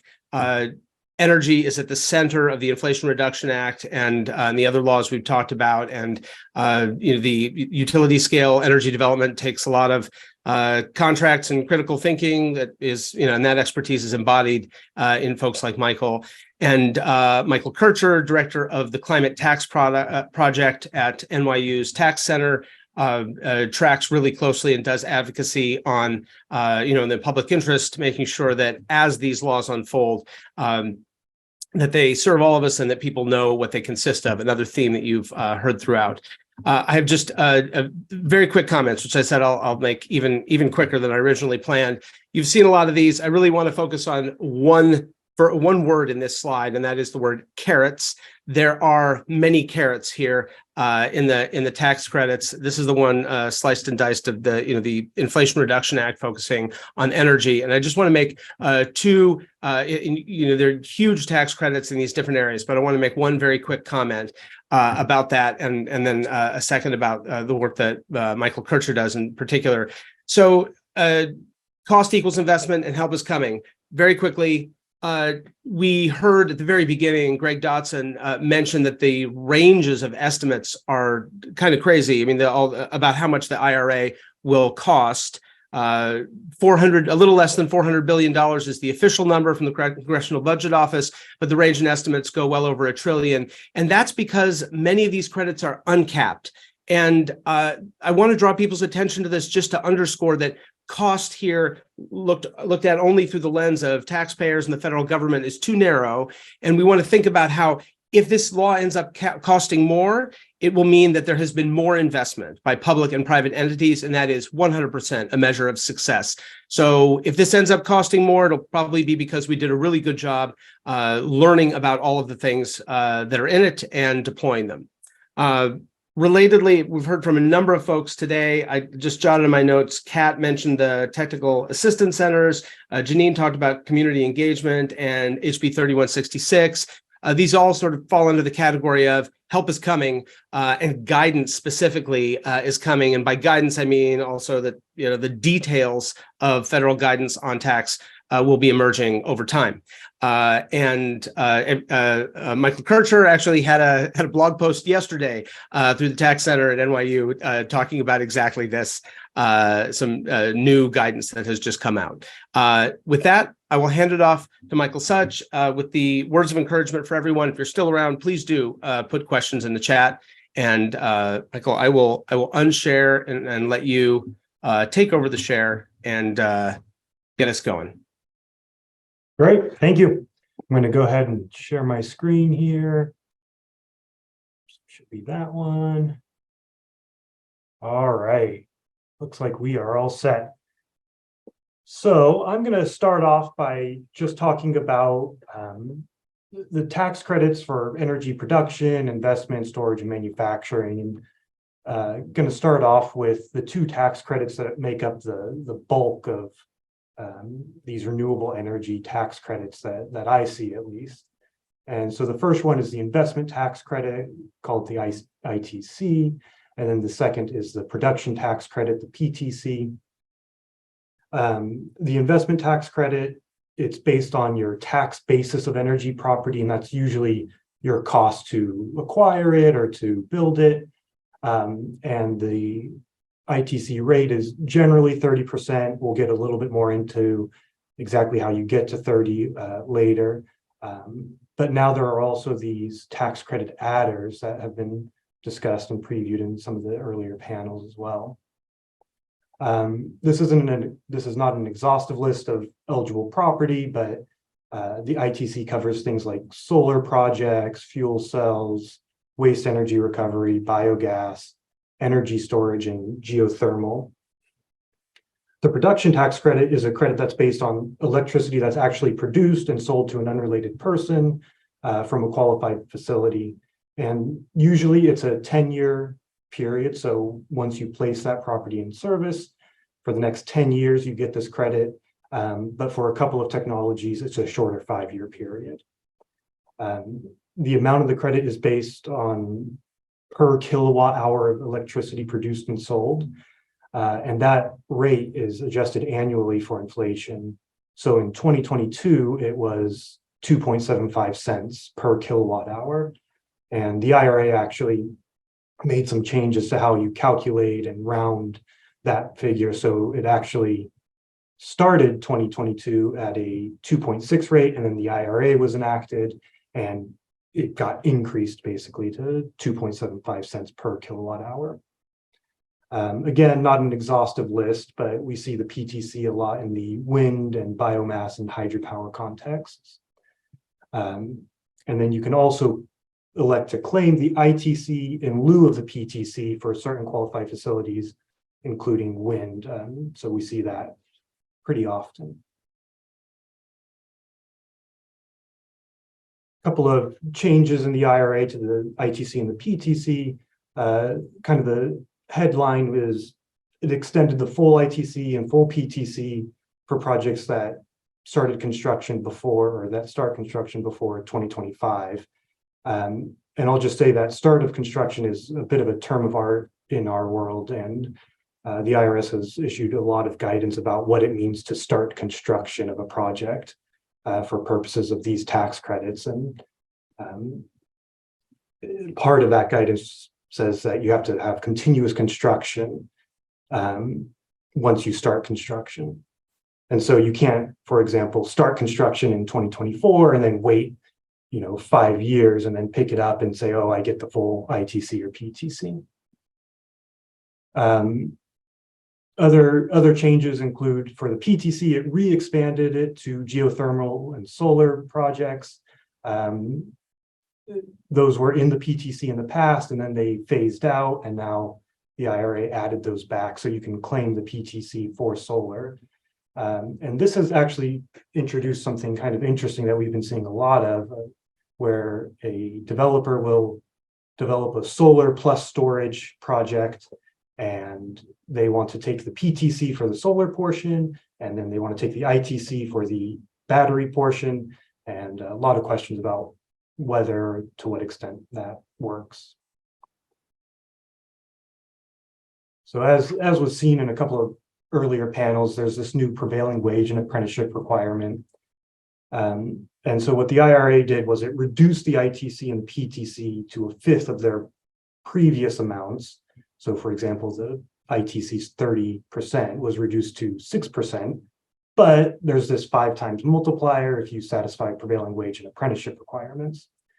Those requirements don't apply to smaller projects. So if you're less than 1 megawatt, and it also doesn't apply to projects that started construction before January 29, 2023.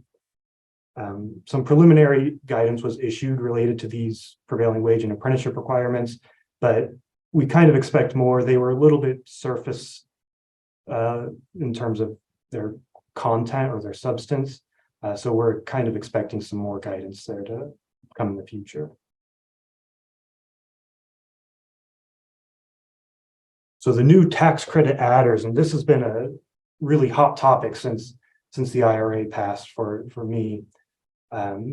a lot of developers are asking about qualification for these different adders. And so what they do is they provide an increase to the ITC and the PTC for projects that satisfy certain requirements. Generally, it's a 10% increase to the PTC or a 10 percentage point increase for the ITC. But the low income community adder can be either 10 or 20%, depending on which qualification. For the domestic content, at a high level, it requires that all steel and iron and 40% of your manufactured products are manufactured or produced in the United States. For the energy community adder, it's whether or not your project is located in one of these specified energy community areas. And those include certain brownfield sites, MSAs and non-MSAs that meet a fossil fuel employment or local tax revenue threshold, and that have higher unemployment than the national average. So you have to have both parts for that. And then also census tracts where there's been a coal mine closure or a coal electric plant retirement in the past. And then the last one here is low income communities. And so this adder, unlike the other two, requires an application and allocation of this adder from the IRS. So there's a whole application process that the IRS has outlined at least a little bit in terms of what's required. And it's possible that you could apply for this adder and not receive an allocation. There are a lot of requirements to qualify for this low income community adder. Your project generally has to be less than 5 megawatts, and then you have to be located in a low income community or in Indian land, or you have to be part of a qualified low income residential building project or qualified low income economic benefit project. So basically, in some way, getting these electricity benefits to low income or underserved communities. And then just a couple of additional changes in the IRA at a really high level. There were extensions and modifications to other business tax credits and individual tax credits, as well as adding a few new tax credits. We have a list here. Carbon oxide sequestration was changed pretty significantly, and clean hydrogen production is a newer tax credit that's now available. And then these two at the bottom, energy efficient home improvement and residential clean energy credit, are for individual taxpayers that basically encourage either making improvements to your home or adding solar or something like that to your home. And then the IRA also added these tech neutral replacements to the ITC and the PTC for projects placed in service after 2024. And these credits work similarly to the existing ITC and PTC, but they don't list specific technologies that qualify. Instead, it requires the IRS to publish guidance or provide some sort of guidance related to projects that have a greenhouse emissions rate of 0. I would say that we probably expect that a lot of the things that qualify for the ITC and the PTC to continue to qualify for these tech neutral replacements. So things like solar and wind, but ultimately it's going to depend on what the IRS says. And then I will just say that these tech neutral replacements seem to be a target of some legislators, and there are currently bills circulating and going through the House of Representatives right now that would remove those credits entirely. So I think it really remains to be seen if they'll be available come 2025. And then last, I just wanted to highlight US manufacturing credits. A lot of the changes in the IRA either require or provide some sort of benefit based on satisfying US sourcing requirements for the components in a project. Something that we've seen, though, a lot of developers are saying, I just cannot satisfy these domestic content requirements, especially in the solar context, because there just aren't a lot of solar panels, or maybe even any solar panels, that are made solely in the United States. So as part of the IRA, they enacted this new advanced manufacturing production credit, and they expanded an existing qualifying advanced energy project credit. And you have to choose one or the other, but they generally relate to the same types of facilities. The qualifying advanced energy project credit is an investment-based credit, so you get a tax credit based on your cost to build or acquire this facility, this manufacturing facility. And it does require an application for an allocation of credit from the IRS. The advanced manufacturing production credit, though, is just however many components, eligible components that you produce in the United States, you get some credit for that. And the amount of the credit depends on what you're producing. So, for example, it's 7 cents per watt of capacity for each solar module that you produce. Or it's $2.28 per kilogram of structural fastener that you produce, which are used for wind turbines. And, you know, I think what makes this enticing to a lot of clients is that this production credit doesn't require an application and allocation. It's just, if you make it in the US, you get the credit. So next, I'm going to talk about tax credit monetization. And this is kind of where that background, you know, the rubber hits the road on that background, I think. And so before the IRA, the way that a lot of larger renewable energy projects were financed were through these partnership flip structures, which you may have heard of.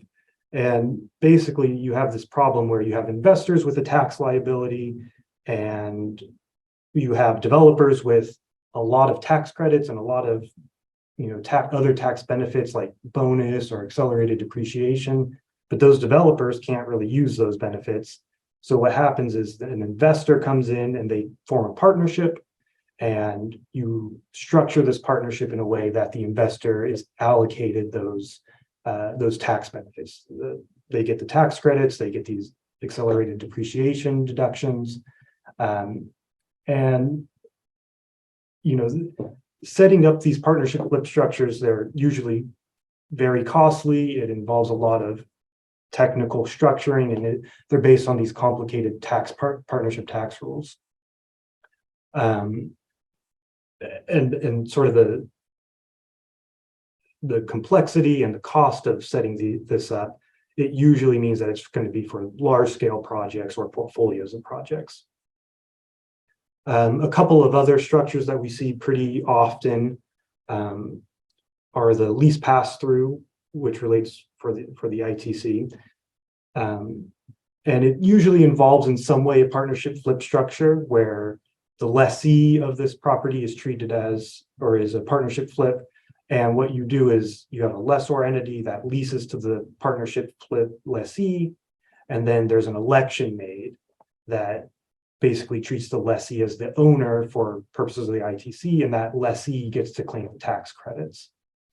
Another structure we see, I would say, less and less often at this point, I don't see it too much anymore, at least, is the sale leaseback structure. And there a developer will sell a project to an investor, and then the investor immediately leases it back to the sponsor.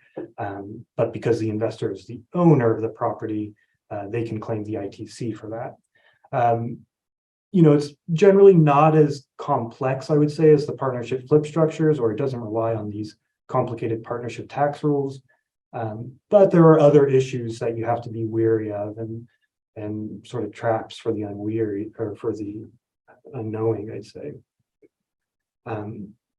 But all of this changed at least a little bit, and especially for the smaller scale projects in the IRA. And so in the IRA, we got two major monetization options in the form of direct pay and in the form of tax credit transfers. I'll just touch on tax credit transfers quickly here. This is for people who can't elect direct pay, and it basically just lets you sell tax credits for cash to somebody else. So if I have tax credits that I can't use, I can sell them to somebody who can use them, and that's sort of one way of monetizing or getting that little bit of extra benefit that makes building a renewable energy project viable. There are a lot of issues that are kind of unknowns in the tax credit transfer realm, and it's the election, there's filing requirements, there's pre-filing requirements, there's recapture requirements.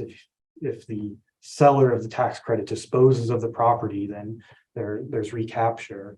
There's this excessive credit transfer that's imposed on the transferee of the tax credit, where if they claim too much transferred credit, they have to pay that plus a penalty. There's really complex passive activity rules that come into play. So there's just a lot of sort of unknown and still figuring out issues related to that. Now, going back to the direct pay, which I think might be of interest to a lot of the people here, this is generally available to tax exempt and government and certain other specified entities. And it basically lets these tax exempt entities be treated as if they made a payment against income tax equal to whatever credit they qualify. And this is just sort of unheard of for tax exempt entities like these to benefit from tax credits at the federal level. Before the IRA, the rules were all set up in a way that basically if a tax exempt entity owned or leased property that might otherwise be eligible for tax credits, the tax credits go away. And it makes sense in some ways.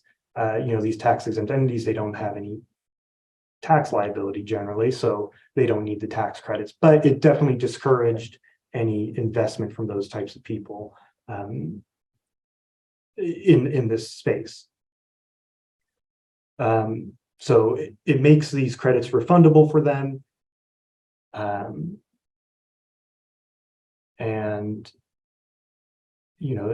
it comes with its own set of challenges, like how does a state, for example, or an instrumentality of a state file an income tax return that they usually wouldn't file? They're not required to file income tax returns.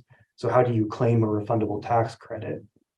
And a lot of these questions were answered, or at least started to be addressed in proposed regulations that were issued just 2 days ago, I guess on Wednesday. And these proposed regulations provide a lot of answers and at least some sort of framework that we can work with to start to really understand these direct pay rules. And I was actually talking to my co-presenter, Mike Kircher, and we were talking about how there's really not many attorneys that are really set up for this direct pay, just because there aren't a lot of attorneys that work with tax exempt entities or government entities and also deal in the renewable energy space, in part because of those prior pre-IRA rules that basically made those two things totally separate, or no need for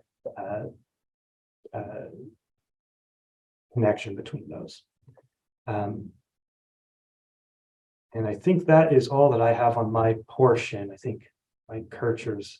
Yeah, that's great. Well, and as thank you so much, Michael. And as Michael Kircher comes on, I just want to emphasize, one point that you kind of brought together nicely, which is that, yes, attorneys, maybe we don't have quite attorneys who've worked with, tax credit financing and then also with public sector entities, but also I would say, as folks on the call listen for what is relevant to them, also start thinking about what is relevant to potential partners, because there are probably a lot of public-private partnership opportunities that can come out of these new tax rules as well.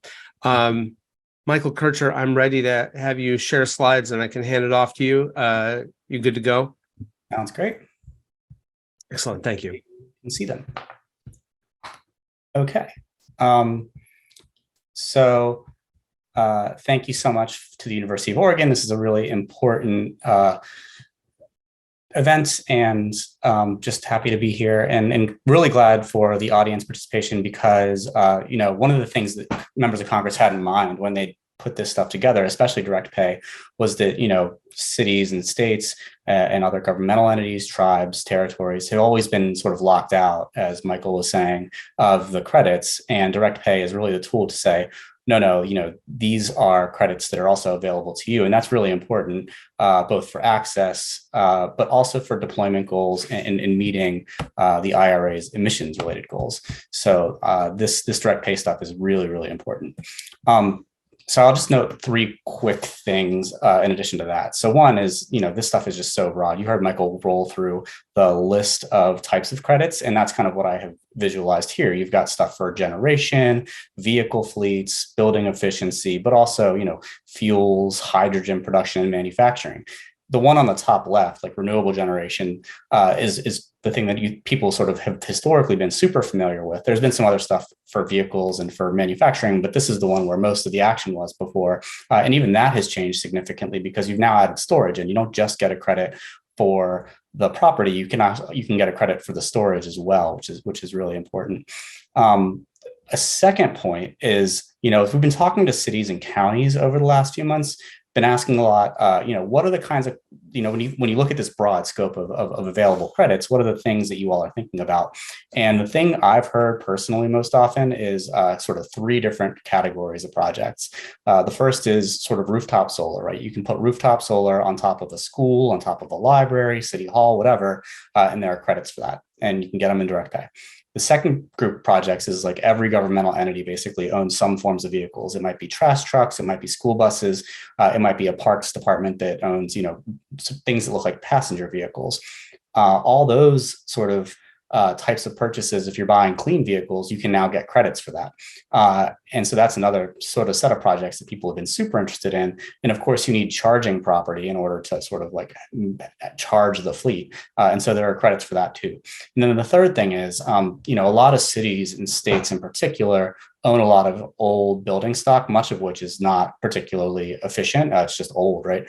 And so there are some enhancements to the provisions that allow you to get, this isn't credits actually, but in this case, what we call non-economic deductions for improvements. And those were significantly improved for purposes of states and cities by making the deduction much richer, and also by allowing it more broadly for retrofits. Historically, it's been primarily used by new construction. So those are the key points there. And this second slide is sort of like picking up on that same theme, but showing like when you think about these broad categories like electricity generation, fuels, vehicles, manufacturing, you got all these different provisions, and all of them are eligible for direct pay, right?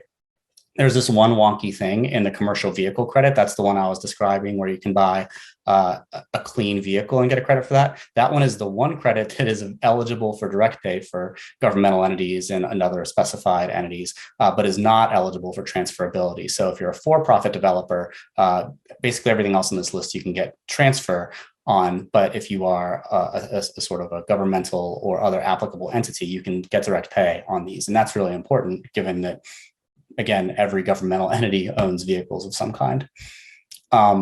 So focusing in on the clean vehicle credit for a moment, just because it is so commonly brought up, just a little bit of specifics about what you can get, right? So up to $7,500 for smaller vehicles, anything under 7 tons. That's all the stuff that looks like passenger vehicles.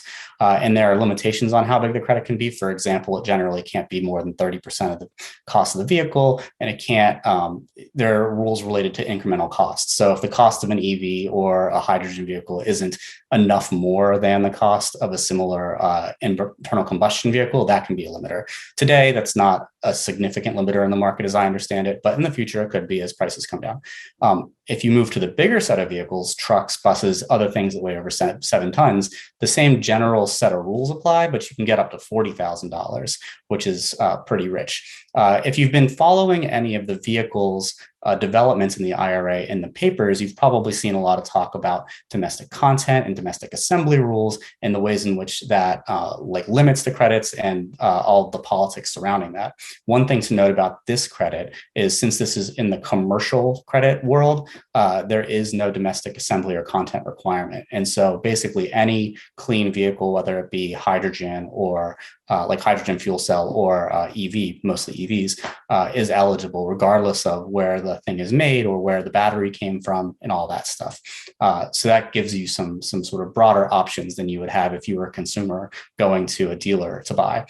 In addition, there's an expansion for what's called mobile machinery. This is kind of a term that doesn't really mean much until you start to read it. And this is for all sorts of things that aren't like vehicles that ride on the highway. So if you've got, you know, an electric landscaping vehicle like a tractor, that could be in.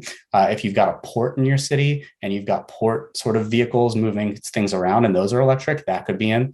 So there's a lot of stuff that's bigger than what you think of when you think of just normal historic vehicles. And then one more note is there's a stacking question, right? Because like, for example, EPA's got their bus program and this credit can go to buses too. So can you get both? The answer is generally from the tax side, you can stack credits with grants from other agencies. But one thing that the direct pay proposed guidance clarifies is that when you add the grants and the credits together, you can't get more than 100%. So the government shouldn't kick in more than 100% of the value of the project, which is sensible policy in a lot of ways. But it's just something to keep in mind. So if you're already getting 100% of the property covered through the grant space, you won't get the credit. And then the last part here is, you know, as I mentioned, you need charging infrastructure to charge the stuff. That's generally a 30% credit. And there are a couple of key criteria here in order to be eligible. The first is your charging equipment has to either be in a low income census tract or in a non-urban census tract. Low income census tracts is defined for purposes of the New Markets program. So if you know that program at all, that's your universe. It's almost half of census tracts in the country, I think. So there are a lot of them, but you do have to look at maps now. That wasn't historically the case. And the other new requirement is some of the labor stuff applies. You got to pay prevailing wage and use apprentices as required for a whole host of other credits in order to get this credit. But if you do that stuff and you're a city or a county or whatever, or a tribe or a territory, you can get direct pay on these credits, which means just a check for the government and the amount of the credit, which is totally new and novel and really interesting. If we have time, Josh, I'm happy to do an example on the vehicles just to run through it, but also happy to kick it over to Q&A. Do this quick example, and then I've collected a couple of questions, and then I think that'll bring it home. Go for it. Cool. I mean, I think sometimes like it's helpful just to crystallize stuff down to an example so you can really see what's available and out there for you. So this is just an example of like a parks department, like a city parks department, taking, you know, their fleet of 10 old ICE, you know, internal combustion engine vehicles and converting them over to clean vehicles, in this case, electric vehicles. So they're going to spend $400,000 on 10 cars. That's $40,000 a car. And they're also going to get sort of $50,000 worth of charging equipment.